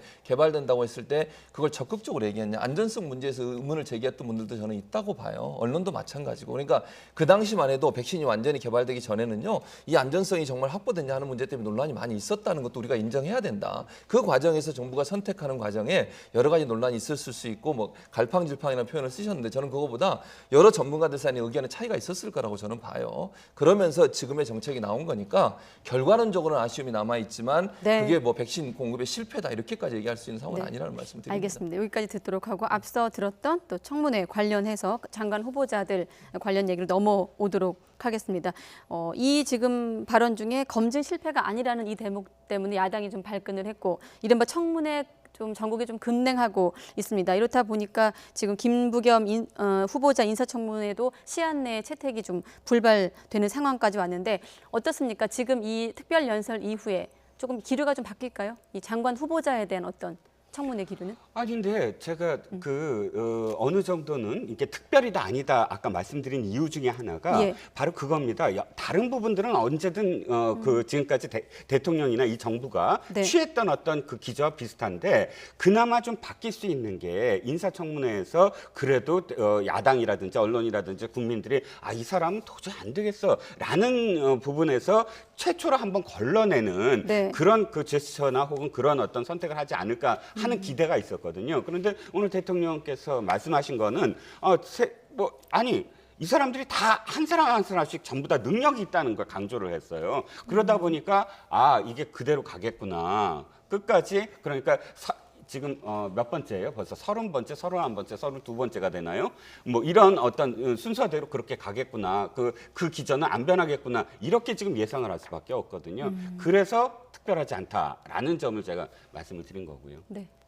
일단 뭐 인사청문회 관련해서는 대통령은 아마 저는 이렇게 생각해요. 인사청문회 제도가 원래 취지와 다르게 운영되는 것에 대한 아쉬움을 표현했다고 생각을 하거든요. 그러니까 물론 인사청문회에서 도덕적인 부분, 윤리적인 부분도 저는 당연히 다뤄야 된다고 생각을 합니다. 근데 너무 그 부분에 치중해 있다 보니까 이 후보자가 갖고 있는 자질이나 능력 이런 부분들이 전혀 검증이 안 된 부분 또 논의가 안 된 부분에 대한 아쉬움의 표현이라는 생각이 들어요. 그래서 소위 이제 우리가 얘기하는 망신주기나 아니면 뭐 탈탈 털기식 이런 식의 인사청문회가 과연 바람직하냐 하는 부분에는 근본적인 저는 질문을 던진 거라고 생각을 하거든요. 대통령 입장에서는. 그러니까 인사청문회 제도라고 들어온 것이 물론 아까도 제가 전제를 말씀을 드렸어요. 도덕성도 중요하죠. 그 부분도 당연히 봐야 되는데 그게 너무 그 부분에 거의 뭐 90% 이상이 그 부분에 집중되다 보니까 실제 이분의 자질이나 능력 부분은 전혀 검증이 안 되고 그런 부분이 논의가 안 되는 이런 것들이 과연 바람직하냐 하는 부분에 대한 문제를 제기했다고 저는 생각해요. 그래서 차제에 이제 인사청문회라고 하는 제도가 제대로 정착되기 위해서 원래 목적에 맞게 인사청문회가 아까도 말씀드린 반 정도는 뭐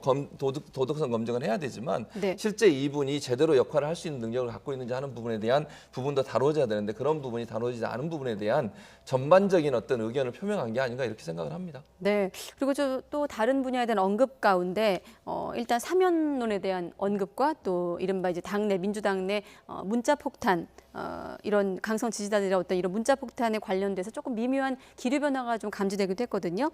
문자 폭탄과 관련된 발언을 이어보고 두 가지 질문을 한꺼번에 드리도록 하겠습니다. 네. 발언이 준비되어 있죠? 네.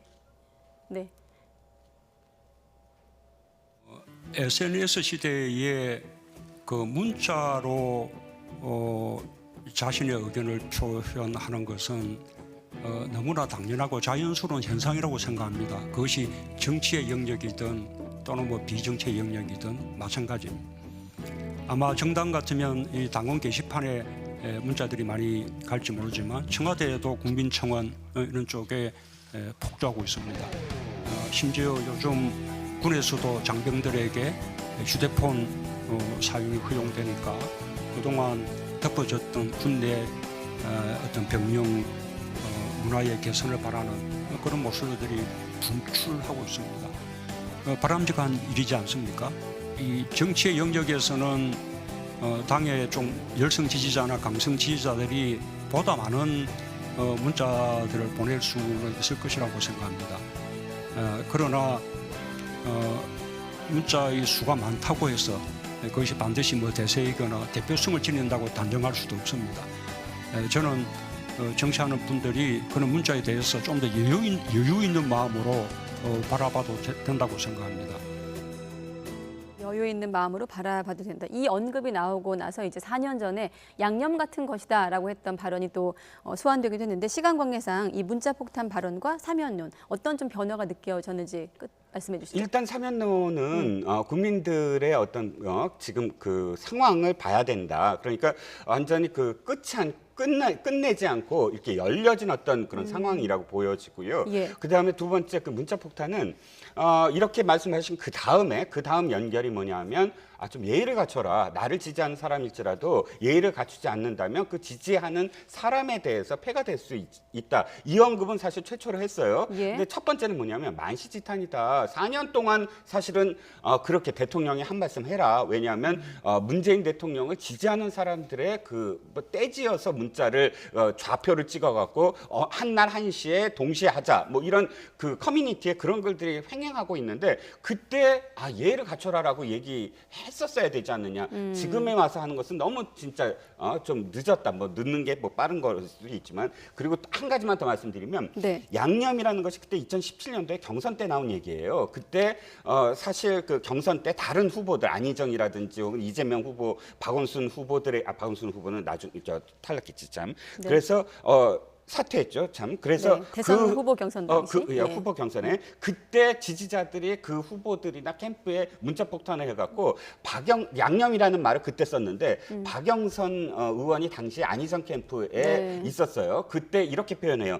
자고 일어났더니 나의 그 상처에 소금을 뿌리는 시기 됐다. 그러니까 자고 일어났더니 갑자기 문자 폭탄이 양념이 됐다. 이런 글을 써요. 그러니까 문재인 당시에 이제 그 후보가 이 상처를 받은 의원들한테 정말 미안하다라고 사과를 하거든요. 그러면 그때 그 사과의 기저가 그 후에 대통령이 된 다음에도 그것을 바탕으로 해서 사실 문자폭탄이 얘기돼야 되지 않겠습니까? 네. 근데 그 이후에는 대통령 된 이후에는 그건 당연히 뭐 정치인들이 받아들여야 된다 이렇게 얘기를 해요. 한 말씀만 정리하면 그건 공론의 장이 아니에요. 문자는 공론의 장은 뭐냐면 SNS 그러니까 그 커뮤니티예요. 뭐 당원 게시판이라든지 커뮤니티라든지 거기에 댓글을 달아서 비판하고 욕을 하고 그건 공론의 장이 될 수 있지만 이 문자는요 내 핸드폰에 내 생활의 일부예요. 내가 급하게 어떤 사람들과 문자를 나눠야 되는데 일방적인 소통 방식이다 그렇죠. 이런 말씀이신 2,000명, 3,000명이 한날 한시에 동시에 내가 그 문자를 할 수 없게끔 막아버리고 그렇다면 거기에 좋은 말을 쓰더라도 나의 삶을 막아버리는 거예요. 그런 말씀을 공론을 하려면 나하고 소통을 해야죠. 소통을 하려면 커뮤니티에 해야죠. 그건 정치인들이 받아들여야 돼요. 그런데 나의 문자를 한다는 건 이건 사생활을 저는 침해하는 도구라고 생각을 합니다. 네. 일단 이렇게 생각해요. 이번에 이제 두 가지 다 사면론도 그렇고 지금 문자 문제도 그렇고 전향적으로 대통령이 더 적극적으로 표현했다고 저는 생각해요. 사면론 같은 경우도 그 전과는 좀 결이 달라졌어요. 그러니까 국민적 공감대를 전제로 하지만 국민적 공감대가 형성이 된다고 하면 일정 부분 사면에 대해서 검토가 가능하다는 뉘앙스의 말씀을 하셨기 때문에 기존에는 검토 안 해였다면 뭐 그렇게 했었죠, 네. 사실은. 근데 이제 국민적 분위기나 정말 이게 통합이 필요한 부분이 검토하고 그다음에 국민적으로 그게 정말 그런 여론이 형성되는지 하는 부분을 검토해서 결정하겠다고 하셨으니까 일정 부분 사면에 대해서 좀 결이 다른 말씀을 하셨다는 건 분명하고 두 번째 이제 문자에 대해서 예의를 갖춰라 이 말이 참 중요하다고 저는 생각해요. 예. 그리고 이 예의를 갖춰라고 하는 부분은 정말 문자를 보내는 분들이 인신 공격을 하거나 남을 공격하거나 이런 형태의 문자를 보내는 건 저는 타당하지 않다고 생각합니다. 그게 어떻게 정당화될 수 있겠습니까? 저는 대통령도 거기에 같은 생각을 갖고 있다고 생각해요. 네. 그리고 지금 보세요. 이게 친문들만 얘기가 나온 건데 사실은요. 대통령을 향해서 온갖 욕설과 입에 담을 수도 없는 그런 인신공격을 하는 글들 엄청나게 많습니다. 인터넷상에. 유튜브를 하는 분들 중에 그거 나와가지고요. 정말 입에 담을 수 없는 말을 해요. 대통령에 대해서. 현직 대통령에 대해서. 그래도 대통령 가만히 있잖아요. 거기에 대해서 뭐라고 얘기 안 하고 저는 그게 긍정적으로 얘기하는 게 아닙니다. 그래서 이런 부분들에 대해서 전체적으로 어떤 정치적 상대방에 대해서 이런 태도와 형태를 보이는 것들은 다 저는 바꿔야 된다고 생각해요. 네. 대통령 말씀처럼 예의를 갖추고 얘기를 해야죠. 비판하는 걸 못하게 하는 게 아니잖아요. 비판을 하되 예의를 갖추는 모습이 반드시 필요하고 예. 인신공격이나 허무맹랑한 얘기나 허위 조작 정보 가지고 그런 비판을 하는 것은 절대로 저는 바람직하지 않다고 생각을 합니다. 네, 아무튼 뭐 이번 특별 연설, 대통령 특별 연설 이후 당청 관계 또 나아가서 청문회 전국도 어떻게 흘러갈지 지켜보도록 하겠고 끝으로 대선 주자들의 어떤 경쟁이 본격화된 여야 어떤 분위기 잠시 좀 들여다보고 마치도록 하겠습니다. 어떻습니까? 일단 민주당 대권 경쟁 박용진 의원이 출마 선언을 공식적으로 이제 밝히면서 지금까지로는 잠깐 들어볼까요? 준비가 돼 있으면 네, 한번 일성 듣겠습니다. 정치의 세대 교체를 선도하고 시대를 교체하는 젊은 대통령이 되겠습니다. 국민들께서는 그래서 너무나 간절하게 우리 정치에 변화가 생기기를 바라고 계십니다. 일단 지금까지는 이재명 지사의 어떤 독주 속에 그 뒤를 이낙연 전 대표 또 정세균 전 총리가 추격하고 있는 상황에 또 이른바 소신파 박용진 의원까지 합류를 했습니다. 민주당 레이스 어떻게 좀 지금 상황 보고 계십니까? 자, 우리가 언론이라든지 혹은 국민들이 너무 이 경마처럼 지금 보도를 하고 경마처럼 받아들여요. 그래서 네. 지지율 1위가 누구고 앞서고 있고 뭐 뒤쫓아가고 있고 그거보다 더 중요한 건 이 사람들이 각각 어떤 국민들에게 어떤 메시지를 전달하고 어떤 상징을 갖고 있느냐에 초점을 맞춰야 되거든요. 네. 그러니까 지금 박용진 의원이 지금 출마를 했는데 선언을 했는데 아, 이 사람은 뭐 지지율 몇 %밖에 안 돼. 그리고 나이가 젊어. 이렇게 받아들여져요. 그거보다는 더 정확하게는 박용진이 어떤 행보를 보여왔나. 최소한 이 사람이 민노당 계열에서 이 민주당으로 와서 거의 외톨이였다가 그래도 자기 목소리를 계속 냈던 그리고 진짜 문자 폭탄을 엄청나게 받았는데도 불구하고 꿋꿋하게 살아남아서 계속 이 활동을 하고 있다. 그러면 이 사람의 목소리는 왜 그렇게 했으며 또 앞으로 어떻게 할 것인가를 시선을 바라본다면 저는 이 사람이 실제로 대선의 경선에 그 진짜 후보가 되느냐 안 되느냐보다는 자기 목소리를 끝까지 네. 내는 어떤 그런 정치인이냐를 두고 이런 어떤 움직임을 좀 바라봐야 된다고 생각합니다. 그럼 박용진 의원은 어떻게 평가하십니까? 바로 저는 여쭤볼게요. 대단히 높이 평가를 해요. 그러니까 한 말씀만 더 드리면 그 지금 국민의힘의 김웅 의원이라든지 또 예. 이쪽에 박용진 의원이라든지 한마디로 얘기해서 옛날에 40대 기순론을 얘기했던 김영삼, 김대중 그 의원들이 없었다면 그분 이 세상이 안 바뀌었을 거거든요. 그때도 유진산 총재가 신민당 당수가 이렇게 얘기했어요. 구상유치 입에서 비린내가 난다. 이렇게 막 비판을 했지만 그분들은 어쨌든 나중에 대통령까지 되잖아요. 예. 그러니까 40대의 기수 뭐 내지는 이렇게 세대 교체 이런 목소리들이 지금 당장 뭐 되든 안 되든 이렇게 이런 목소리들이 많이 나와야 된다고 저는 생각을 합니다. 네, 저도 뭐 그런 질문을 드렸습니다만 지금 평론가님 말씀 중에 눈여겨 좀 들을 말씀이 있네요. 언론 보도 자체에 좀 선입견이 포함돼 있다. 인물 자체로 좀 네. 보자. 다음에 또 우리가 대권 얘기를 할 때 조금 더 들어볼 필요가 있을 것 같고요. 네. 뭐 저는 박용진 의원이 출마 선언한 거 잘했다고 생각해요. 경선에서. 왜냐하면 여러 사람들이 함께 경쟁하면서 정책도 개발될 수 있고요. 예. 서로 이제 레이스를 잘 펼치다 보면 서로에게 좋은 시너지 효과도 나타날 수 있을 거라고 생각해요. 경쟁을 하는 사람이 많아지면 경쟁하는 과정에 여러 가지 새로운 개발도 하지 않겠습니까? 네. 그러니까 너무 그냥 몇 명 안 되는 사람이 그 전에 있던 사람들만 경쟁을 하게 되면 그 자체로 너무 좀 진부해질 수 있는 부분이 있어요. 그러니까 새로운 어떤 생각과 가치관을 갖고 있는 분들이 적극적으로 나서서 이런 분들의 새로운 정책도 대안도 제시하고 이런 과정을 통해서 경선이 좀 활성화되고요. 흥행도 일어나고 그런 과정을 통해서 좀 더 발전적인 정책을 만들어내고 또 좋은 의견이 있으면 이분이 나중에 만약에 경선이 안 되더라도 경선에 당선된 사람이 그걸 또 채택할 수도 있는 거잖아요. 네. 그런 차원에서 본다면 긍정적으로 평가할 부분이 있다고 생각을 합니다. 네, 뭐 앞서 대통령 특별 연설 중에도 강성 당원들의 어떤 문자 폭탄 얘기를 했고 사실 이 당심과 민심 사이의 어떤 이런 갈등이 대선 내년까지 계속 될 것으로 보이지 않습니까? 일단 민주당 안에서 이른바 민생파 또 개혁파가 좀 갈등 양상을 보이고 있는데 사실 검수완박 그 대목도 그렇고요. 앞으로 당 내에서 이 부분은 좀 어떻게 좀 흘러갈까요? 일단 당권 투쟁이 시작됐다. 굉장히 바람직하다고 생각을 해요.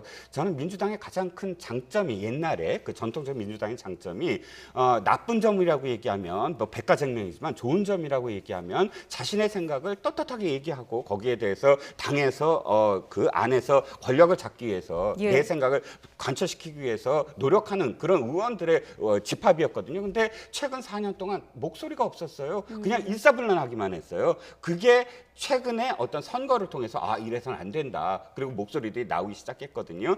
그러니까 검수완박 그것도 사실은 국민들의 피부에 그게 삶에 어떤 지금 중요하냐라는 목소리도 굉장히 중요하다고 생각하거든요. 그래서 아마도 이 경선 내내 의원들의 어떤 제각각인 목소리를 바라보면서 민주당의 어떤 향배, 어떻게 당이 어떻게 변할 수 있느냐를 지켜보는 것도 국민들의 하나의 어떤 또 이 주안점이라고 생각합니다. 네, 교수님은요? 그러니까 저는 이렇게 생각해요. 검수완박이란 표현 뭐 별로 저는 좋아하지 않고요. 당내에서 이런 부분에서 논란이 있고 논쟁을 하는 건 저는 긍정적으로 평가합니다. 다만 이제 대선을 얼마 앞두고 있지 않은 상태에서 지금 현재 검경수사권 조정이 끝났어요.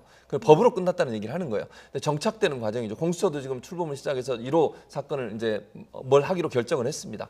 저는 이 부분이 어느 정도 정착되는지 완착되는지를 좀 지켜볼 필요가 있다는 생각이 들어요. 지금 상황에서 검찰이 6대 중대범죄까지 하는 것까지도 완전히 수사에서 손을 떼도록 만드는 것이 너무 이르다는 생각이 제 개인적인 생각입니다. 이런 부분이 또다시 검찰의 어떤 그 갈등의 문제로 비화되지 않을까 하는 우려감이 저는 있어요, 개인적으로. 그래서 이 부분은 사실 추후에 우리가 이제 뭐 검경수사권 조정에서 이게 잘 정착되도록 하는 것도 중요하잖아요. 이 부분에 먼저 좀 집중을 했으면 좋겠다. 그래서 이 부분이 어느 정도 완성되고 나면 그 다음에 또 논의할 수 있지만 지금 상황에서 논의하는 것이 조금 이르다 이런 생각이 개인적으로 갖고 있고요. 어떤 이런 내용들이 당내에서 의견이 분분하고 서로 논쟁할 수 있는 과정을 갖는다는 것은 건전한 어떤 당내 분위기 형성에 도움이 된다고 생각을 합니다. 네, 알겠습니다. 자, 끝으로 국민의힘 당대표 레이스 또 들여다보고 마무리하도록 하겠습니다. 어떻습니까? 당 대진표가 속속 드러나고 있는데 저희가 또 적합도 관련한 조사 결과가 있거든요. 띄워주시고 어떻습니까? 이번 당권 경쟁에서 어떤 변수라고 해야 될까요? 어떤 부분이 조금 중요하다고 보십니까? 일단 직전에 원내대표로 당선된 김기현 원내대표의 이 지역이 대구거든요. 대구 경북이거든요. 아무리 뭐 이 당대표가 어떤 지역이도 상관없더라도 만약에 주호영 전 원내대표가 지금 당대표가 된다 그러면 당대표와 원내대표 요즘은 투톱 체제라고 그러는데 투톱이 모두 다 한 지역이다. 굉장히 부담스러울 수밖에 없어요. 그렇기 때문에 지금 아직 출마 선언을 하지 아니한 나경원 전 의원이 지금 어떻게 되느냐, 나올 것이냐 말 것이냐에 따라서 상당히 또 출렁거릴 것 같고요. 두 번째는 그래도 김웅 의원 8.2%밖에 나오지 않았지만 굉장히 저는 높은 수치라고 봐요. 왜냐하면 초선이에요. 나온 지 얼마 안 됐고 또 그 이전부터 정치를 했던 사람도 아니고 검사에서 바로 지금 의원이 된 사람이거든요. 국회의원 된 지 얼마 안 됐는데 당대표 선언했는데 8.2%다. 전국적인 인지도가 없음에도 불구하고 저렇게 여론조사가 나왔다 그러면 일단 변수는 뭐냐면 이번에 그런 초선들의 목소리 그리고 거기에 대한 중진들이 어떻게 반응할 건가 이것도 상당히 바라볼 관전 포인트다라고 생각을 합니다. 저는 이게 지금 적합도 조사만 보면 나경원, 주호영 두 분 중에 한 분이 되면 상당히 어려워질 거라고 생각해요. 국민의힘이. 그리고 영남당 아까 얘기 잠깐 하셨는데 저도 동의하거든요. 그 부분에서. 원내대표와 대표가 둘 다 영남이면요. 물론 본인들은 그렇게 생각 안 할지 모르지만 국민들은 그렇게 보일 수밖에 없어요. 바람직하지 않다고 보면 나경원 원내대표도 이미 잘 아시는 것처럼 자유한국당 시절에 하시면서 여러 가지 부정적 이미지도 있어요. 물론 인지도가 높기 때문에 이런 정도 성과가 나왔다고 보는데 근데 저는 이렇게 생각해요. 이준석, 김웅 이 두 분은요. 단일화할 가능성이 높다고 봐요. 그러니까 만약에 이런 초선이나 아니면 새로운 신진 세력이라고 느껴지는 이준석 최고위원이 오랫동안 정치를 하긴 했습니다만 그럼에도 불구하고 젊은 세대고 뭔가 새로운 변화를 추도할 수 있는 그런 어떤 가능성이 있기 때문에 두 분이 만약 단일화를 하게 되면 지지율에 어느 정도 변화가 있을 거라고도 생각이 들어요. 그래서 중요한 건 누가 되느냐에 따라서 차후에 국민의힘의 색깔이나 이미지가 달라질 수 있기 때문에 그 부분이 좀 고려돼야 된다고 생각을 합니다. 네, 지금 김웅 의원을 두 분 다 말씀하셔서 바로 홍준표 의원의 어떤 복당 얘기로 좀 넘어가 볼까 하는데 어떻습니까? 돌아갈래 하는데 오지마 이러는 반응이거든요. 조금 이제 거칠게 표현을 하면 특히 이제 김웅 의원 같은 경우 오늘 YTN 뉴스큐에 나와서 소금이라 하더라도 시간이 오래되면 그게 곰팡이가 슬지 않겠습니까? 라는 표현을 쓰기도 했어요. 지금 뭐 복당 찬반 여부에 대한 결과도 있습니다만 복당 어떻게 좀 보십니까? 일단 복당의 첫 번째 관건이 홍준표 의원의 태도 문제예요. 홍준표 의원은 사실 당이 그때 왜 출당을 시켰는지에 대해서 생각을 해봐야 돼요. 그때도 사실 TK 쪽에 자기가 가겠다라고 한 것도 이렇게 당의 어떤 그런 상의를 하거나 협상을 하거나 혹은 이런 게 아니라 난 거기 갈 거야 그러고 그냥 출마해 버렸거든요. 이번에도 복당이 난 복당할래 이거지 복당을 위해서 어떤 과정이 있는 게 아니거든요. 너무 그런 그 자세 자체가 사실 당에 있는 사람들이 거부감을 느낄 수밖에 없는 것이고요. 모든 게 자기를 중심으로 해서 돌아가는 그런 태도거든요. 네. 그리고 그런데 그럼에도 불구하고 사실상 뺄셈 정치는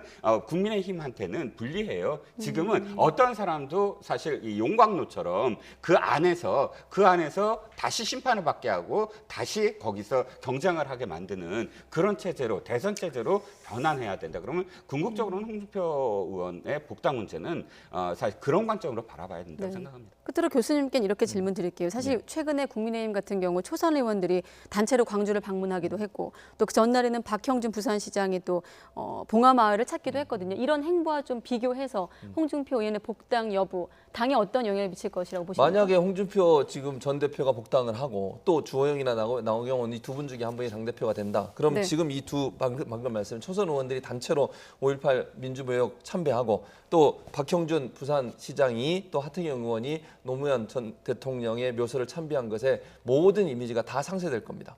저는 긍정적으로 보지 않아요. 결국은 홍준표 전 대표 같은 경우 본인은 들어오고 싶어 하시지만 초선들이 반대하는 이유가 뭐겠습니까? 도로 한국당이라는 비판을 벗어날 수 없어요. 그렇게 되면요. 또 이분이 들어와서 어떤 말씀을 하실지 아무도 모르잖아요. 예측할 수 없는 분이에요. 이런 상황에서 본인의 태도가 바뀌지도 않고 지금 하는 모습을 보면 예전의 모습을 계속 답습하실 가능성이 저는 높다고 보거든요.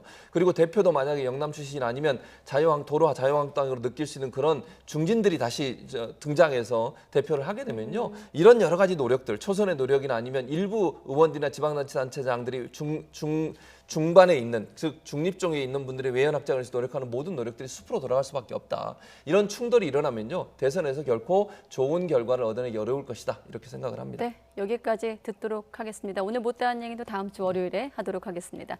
네, 최진봉 교수님, 이종근 시사평론가님 두 분과 함께했습니다. 고맙습니다.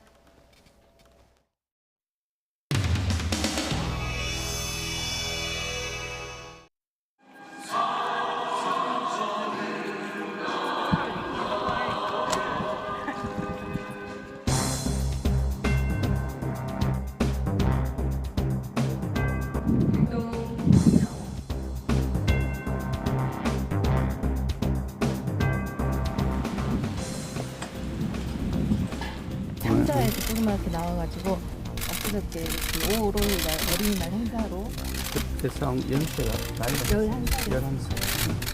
목령은 어떨까요? 어떤 목령?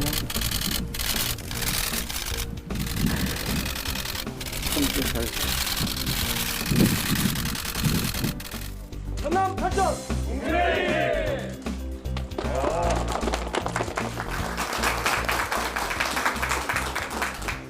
첫 외부 행사 다 바로 호남 방문입니다. 마땅히 건의드려야 되는데 그러기 전에 본인이 먼저 결정하셨어요. 얼마나 우리 당이 진정으로 호남을 향해서 또 전남 도당 당원 동지 여러분들을 뵙고 싶어 하는가 하는 것이 진심으로 보여주는 바로 그런 대목이다 이런 생각이 듭니다.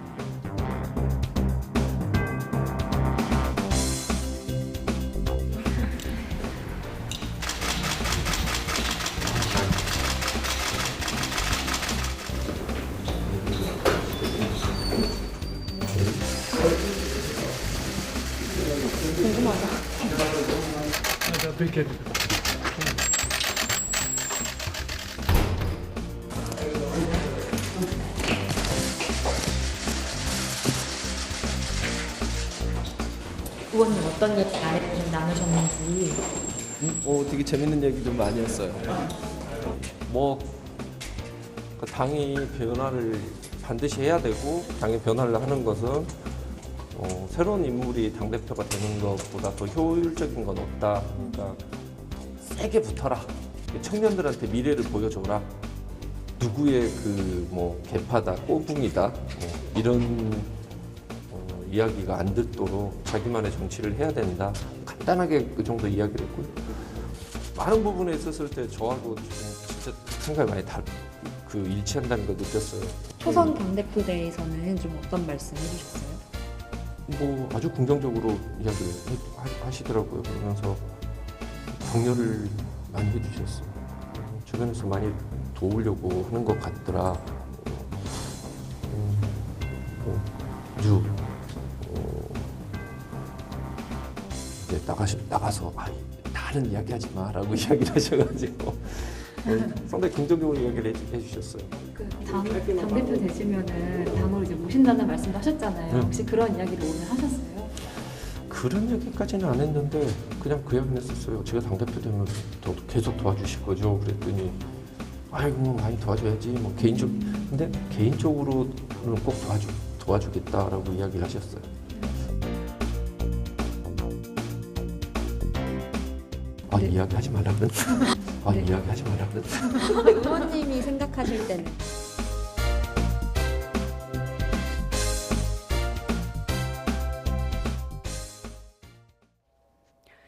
네, 군 당국이 부실급식과 과잉 방역 논란에 따라 종합대책을 내놓은 뒤 오늘부터 중대급 집단휴가 방안이 시행됐습니다. 병사들은 기대 반, 우려 반 섞인 반응입니다. 이승윤 기자가 취재했습니다. 부대 내 생활관 단위로 함께 휴가를 떠나고 복귀 후 생활관에서 함께 격리 생활을 하는 집단 휴가제 시행 첫날. 서울역 내 여행 장병 안내소 TMO엔 평소보다 많은 병사들이 휴가를 나왔지만 아직 집단 휴가는 크게 포착되지 않았습니다. 군 관계자는 지난주 금요일 대책이 발표된 만큼 일선 부대에서 실제로 집단 휴가제를 시행하려면 일주일 정도 걸릴 것으로 내다봤습니다. 국방부에서는 35%라는 기준선을 정한 거고요. 그다음에 이제 그 각급 부대의 어떤 여건을 고려해서 휴가를 시행할 수 있도록 지침을 하달한 사항입니다. 병사들의 반응은 기대 반, 우려 반입니다. 그래도 친한 사람들이랑 맞춰서 나갔다 오면은 훨씬 불편한 것도 없고 더 같이 있는데 편하고 해서 좋은 것 같습니다. 아무튼 10명에서 생활관을 쓰기 때문에 한 명이 걸려서 오면은 나머지 9명이 확진이 되는 거기 때문에 믿을만 하다고는 생각되지 않는데. 배식량 증가 등 부실급식 대책에 대해서도 의견이 엇갈렸습니다. 제가 취사병인데 그래서 조리를 하는데 직접 그게 잘 될지는 모르겠습니다. 점점 좋아지고 있습니다. 급식 같은 것도 부식 같은 것도 막 계속 나오고 있고. 하지만 군의 종합대책 발표 이후에도 부실급식이 여전하고 코로나19 후유증 치료도 제대로 안 됐다는 등의 제보가 잇따르는 상황. 대책이 실효성을 거두려면 현실적인 보완책이 필요하다는 지적도 나옵니다. 국방부는 이번 집단 휴가 방안과 관련한 각 군의 의견을 취합하고 관계 당국과의 협의를 거쳐 2차 대책을 내놓는 방안도 검토하고 있습니다. YTN 이승윤입니다. 인도에서 코로나19 확진자가 폭증하면서 현지에 진출한 우리나라 기업들이 생산과 수요 모두 직격탄을 맞게 됐습니다. 조용성 기자가 보도합니다. 최근 코로나 환자가 하루 40만 명씩 급증해 누적 환자가 무려 2천만 명을 넘어선 인도. 현재 한국 기업들은 연일 초비상 상황에 몰렸습니다. 스마트폰과 가전공장을 가동하고 있는 삼성전자는 재택근무로 전환하고 임직원 5만 명을 위한 백신 접종 비용과 의료 물품을 보냈습니다. 포스코는 사무실 근무자는 전원 재택근무, 생산공장 근무자는 절반만 제한적으로 조업하도록 했습니다. 첸나이 공장의 주말 특근을 멈춘 현대차는 주재원 가족들을 특별기편으로 귀국시켰고 LG전자는 생산 계획을 축소 운영하고 있습니다. 뉴델리, 첸나이, 뭄바이 등 주요 도시에서 봉쇄령이 내려진 가운데 700여 개 한국 기업들은 가슴 졸이며 비상 대응에 골몰하고 있습니다. 락다운이 실시가 되고 있습니다. 이래서 우리 기업들은 대부분 재택근무를 하면서 상황을 예의주시하고 있는 상황이고요. 코트라에서는 우리 기업들이 인도 정부나 기업을 상대로 코로나 관련 보건 의료 제품을 기부할 때 이들의 운송비를 지원하는 사업을 준비하고 있습니다. 인도 코로나 대유행이 더욱 장기화하면 생산 차질뿐만 아니라 수요 급감도 걱정입니다. 판매사들이 영업을 제대로 하지 못해 지난달 인도에서 현대차는 6.8%, 기아는 18.5% 판매량이 줄었습니다. 삼성전자는 인도에서 샤오미 다음으로 매출이 많고 전 세계 스마트폰 출하량의 10%를 현지 생산에 의존하고 있습니다. 미국, 중국과 함께 세계 3대 시장인 인도가 지난해 3월에 이어 다시 최악의 코로나 대유행이 덮치면서 현지 진출 기업들이 큰 타격을 입게 됐습니다. YTN 조용성입니다. 일본 국민 다수가 7월로 다가온 도쿄올림픽을 취소해야 한다고 생각하는 것으로 나타났습니다. 요미우리 신문이 지난 7일부터 9일까지 전국 유권자 1000여 명을 대상으로 여론조사를 벌인 결과 응답자의 59%가 올림픽을 취소해야 한다고 답을 했고 관중 없이 열자는 의견은 23%, 관중 숫자를 제한해 개최하자는 답변은 16%에 그쳤습니다.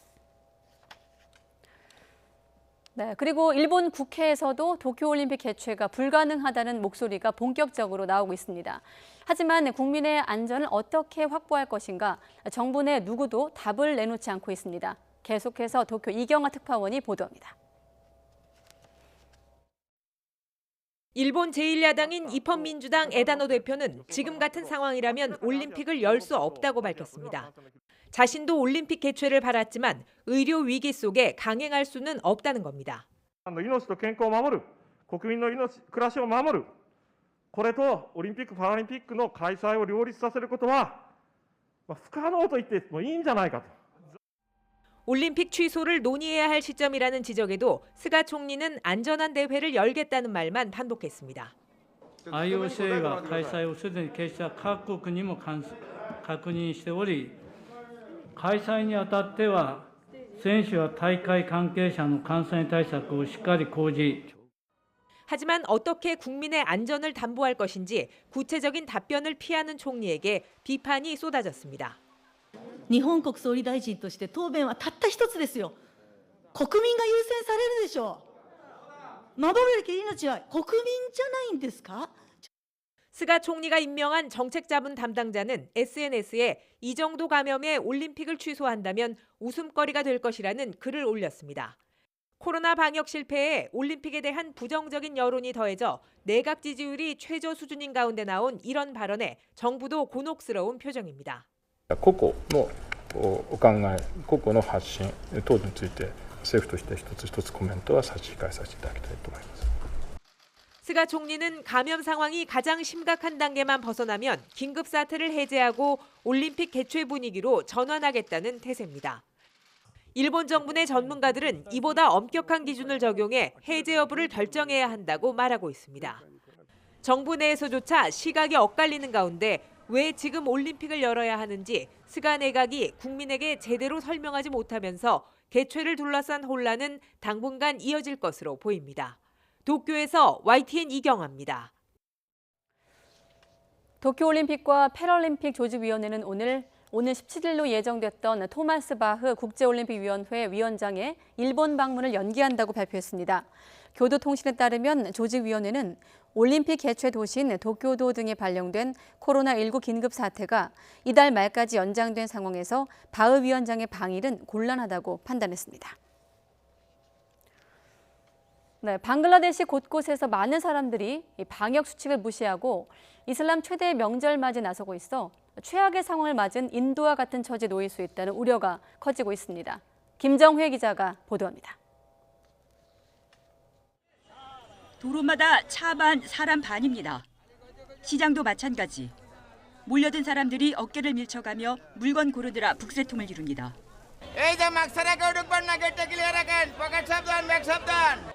하지만 방역 수칙은 무너진 지 오래. 거리 두기는커녕 코나 턱에 마스크를 걸쳐 쓰거나 아예 노마스크로 곳곳을 활보하는 사람이 적지 않습니다. 이슬람 최대 명절 이드 알 피트르를 앞두고 방글라데시에선 연일 이런 아수라장이 벌어지고 있습니다. 봉쇄령에도 아랑곳하지 않습니다. মানুষের আয়ের অবস্থা খারাপ সীমিত আয়ের মধ্যে ঈদ করার জন্য তো বাচ্চাকে নিয়ে আসছি তারপরও ভয়ের মধ্যে হইলেও আসতে হয়েছে. 현지 언론에 따르면 코로나19 확산을 막기 위해 당국이 여객선 운항을 중단했는데도 무작정 뱃길 열리기를 기다리는 사람만 5, 6천 명이나 됩니다. 이웃나라 인도네시아도 사정은 비슷해 불법으로 뗏목까지 동원하며 이드알 피트르 귀향에 나섭니다. 전문가들은 이런 상황을 거치며 코로나19 바이러스가 크게 확산할 수 있다고 우려하고 있습니다. 방글라데시 정부는 귀향 여객선이나 차량에서 감염된 뒤 가족에게 옮길 수 있다며 이동 자제를 당부하고 있는데 고향에서 명절을 보내겠다는 사람들은 계속 늘고 있습니다. 방글라데시는 지난달 초 신규 발생이 7천 명대까지 치솟았다가 최근 1,000명대로 줄었습니다. 그러나 인접국 인도의 확산세를 무시할 수 없는 데다 인도의 백신 수출 중단으로 접종에도 차질이 빚어지고 있습니다. A lot of concern in Bangladesh at the moment. We are neighbors, India and Bangladesh are neighbors. We share a pretty porous border. 설상가상으로 인도발 변이 바이러스까지 발견되면서 당국의 우려가 커지고 있습니다. YTN 김정희입니다. 네, 그런데 유럽은 코로나 백신 접종에 속도가 붙고 있습니다. 스페인에선 반년 만에 통행 금지령이 해제됐고 영국은 술집과 식당의 실내 영업이 17일부터 재개됩니다. 김원배 기자가 이어서 보도합니다. 스페인 마드리드의 솔광장 시계탑이 0시를 가리키는 순간 군중이 환호성을 내지릅니다. 일부 예외를 제외하고는 마스크 착용이 여전히 의무 사항이지만 광장과 거리에는 마스크를 쓴 사람과 쓰지 않은 사람이 한데 섞여 음주와 가물을 즐깁니다. 스페인 중앙정부가 발동한 국가 경계령이 반년 만에 해제되자 통행 금지에서 풀려난 사람들이 주요 도시의 광장과 거리로 쏟아져 나왔습니다. Nada, ha sido muy duro y se esperaba. Entonces ahora pues muy contentos, muy alegres que se acabe todo esto por fin. Pero el estar en la calle yo creo que es un derecho que en otros sitios ya se ha llevado a cabo, entonces es un derecho fundamental poder moverte libremente simplemente y en cuanto a eso pues feliz obviamente, son derechos fundamentales.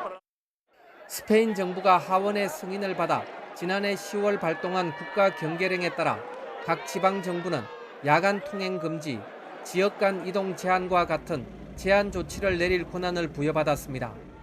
국가 경계령이 해제돼도 자치주별로 제한 조치를 발령할 수 있지만 이제부터는 법원의 승인이 필요하게 됐습니다.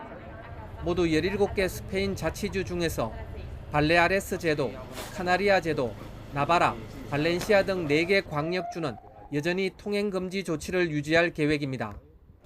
스페인은 4,700만 인구의 28%인 1,320만 명이 코로나19 백신을 1회 접종했습니다. 영국도 오는 17일부터 3단계 완화 조치를 시행하기로 했습니다. 이에 따라 잉글랜드 지역에서 술집과 카페, 식당의 실내 영업이 허용되고 다른 오락시설과 스포츠 시설 등의 실내 영업도 재개됩니다. 또 6인이하 또는 2가구까지 실내 만남도 허용됩니다.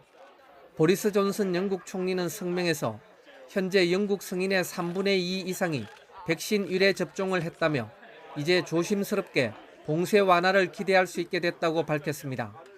YTN 김원배입니다. 네, 지난 1일부터 미군 철수가 본격적으로 시작이 된 아프가니스탄에선 연일 폭탄 테러가 발생하고 있습니다. 김진호 기자가 전합니다. 지난 8일 카불의 한 학교 앞에서 발생한 차량 폭발 테러로 최소 68명이 숨지고 165명이 다쳤습니다. 피해자는 대부분 어린 여학생들이었습니다. 9일 밤에는 남부 자불주의 샤르의 사파 지구에서 버스를 겨냥한 길가 폭탄이 터지며 승객 11명 이상이 숨졌습니다. 10일에도 아프가니스탄 동부에서 폭탄 테러가 잇따르며 경찰서장을 포함해 최소한 4명이 숨지고 수십 명이 다쳤습니다. 아프가니스탄 당국은 탈레반이 배후라고 지적했습니다.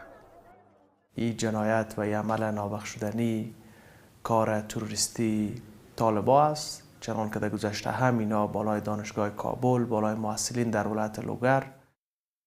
이에 대해 탈레반은 공식 입장을 내놓지 않았고 배후를 자처한 단체는 나오지 않았습니다. 아프간에서는 미군 철수가 본격화되면서 정부군과 탈레반 간 충돌이 격화되고 있습니다. 탈레반은 지난 1일부터 미군이 공식 철수를 시작하자 헬만드주 등 여러 곳에서 최근 대규모 공세를 벌였습니다. 다만 오는 13일 시작되는 이슬람 최대 명절 이드알 피트르 기간에는 3일간 휴전하겠다고 선언한 상태입니다. 미국은 2001년 9.11 테러 이후 아프간에서 전쟁을 시작해 친서방 정권을 수립하는 데 성공했지만 탈레반이 강력하게 저항하면서 장기전으로 이어졌습니다.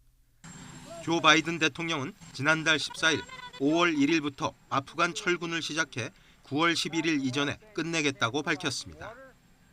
잇따른 테러 발생으로 미군 철군 뒤 아프가니스탄 국토의 절반 정도를 장악한 탈레반의 공세가 본격화돼 다시 아프가니스탄이 수렁에 빠지는 게 아니냐는 우려가 커지고 있습니다. YTN 김준호입니다. 일부 일본 교과서에 실린 종군 위안부란 표현이 위안부로 바뀌게 될 것으로 보입니다. 하기오다 일본 문부과학성 장관은 일본 정부가 최근 종군 위안부란 용어 대신에 위안부라고 표현하는 것이 적절하다는 견해를 공식 채택한 것과 관련해 해당 기술에 대해 교과서 발행사가 정정을 검토하게 될 것이라고 밝혔습니다. 미얀마 반군부 활동을 벌이던 시인이 군경에 끌려가 고문당한 뒤 장기 없는 시신으로 돌아왔다고 가족이 폭로했습니다. 작품을 통해 군부에 저항해온 시인 캣디는 지난 8일 무장 군경에 끌려갔는데 캣의 아내는 남편을 만나라는 전화를 받고 갔더니 영안실에 있는 남편의 장기가 없었다고 말했습니다. 중국 지린성에 있는 한 관광지에서 100m 높이의 유리다리가 강풍으로 파손되면서 다리를 건너던 관광객 한 명이 30분 동안 난간에 매달려 공포에 떨다가 구조됐습니다. 중국 관영 CCTV는 이번 사고가 우리에게 용정 비암산으로 알려져 있는 옌벤 조선족 자치주 룽징시의 피엔산에 설치된 투명 유리다리의 바닥 일부가 강한 바람으로 날아가면서 발생했다고 보도했습니다. 미국 최대 송유관 운영사 콜로니얼 파이프라인의 시스템이 해킹을 당해 사흘째 가동이 중단되고 있습니다. 콜로니얼 파이프라인은 지난 7일 사이버 공격으로 IT 시스템이 피해를 받았고 이에 따라 모든 송유관 시설 가동을 중단했습니다.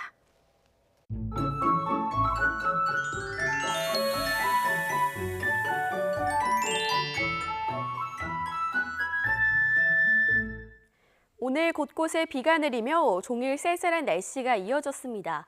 지금 내리고 있는 충청 이남 지방의 비는 내일 새벽까지, 남부 내륙은 내일 아침까지 이어진 뒤 그치겠는데요. 예상되는 비 양은 충청 남부와 전북, 경북의 최고 40mm, 그 밖에 남부 내륙에는 5에서 20mm입니다.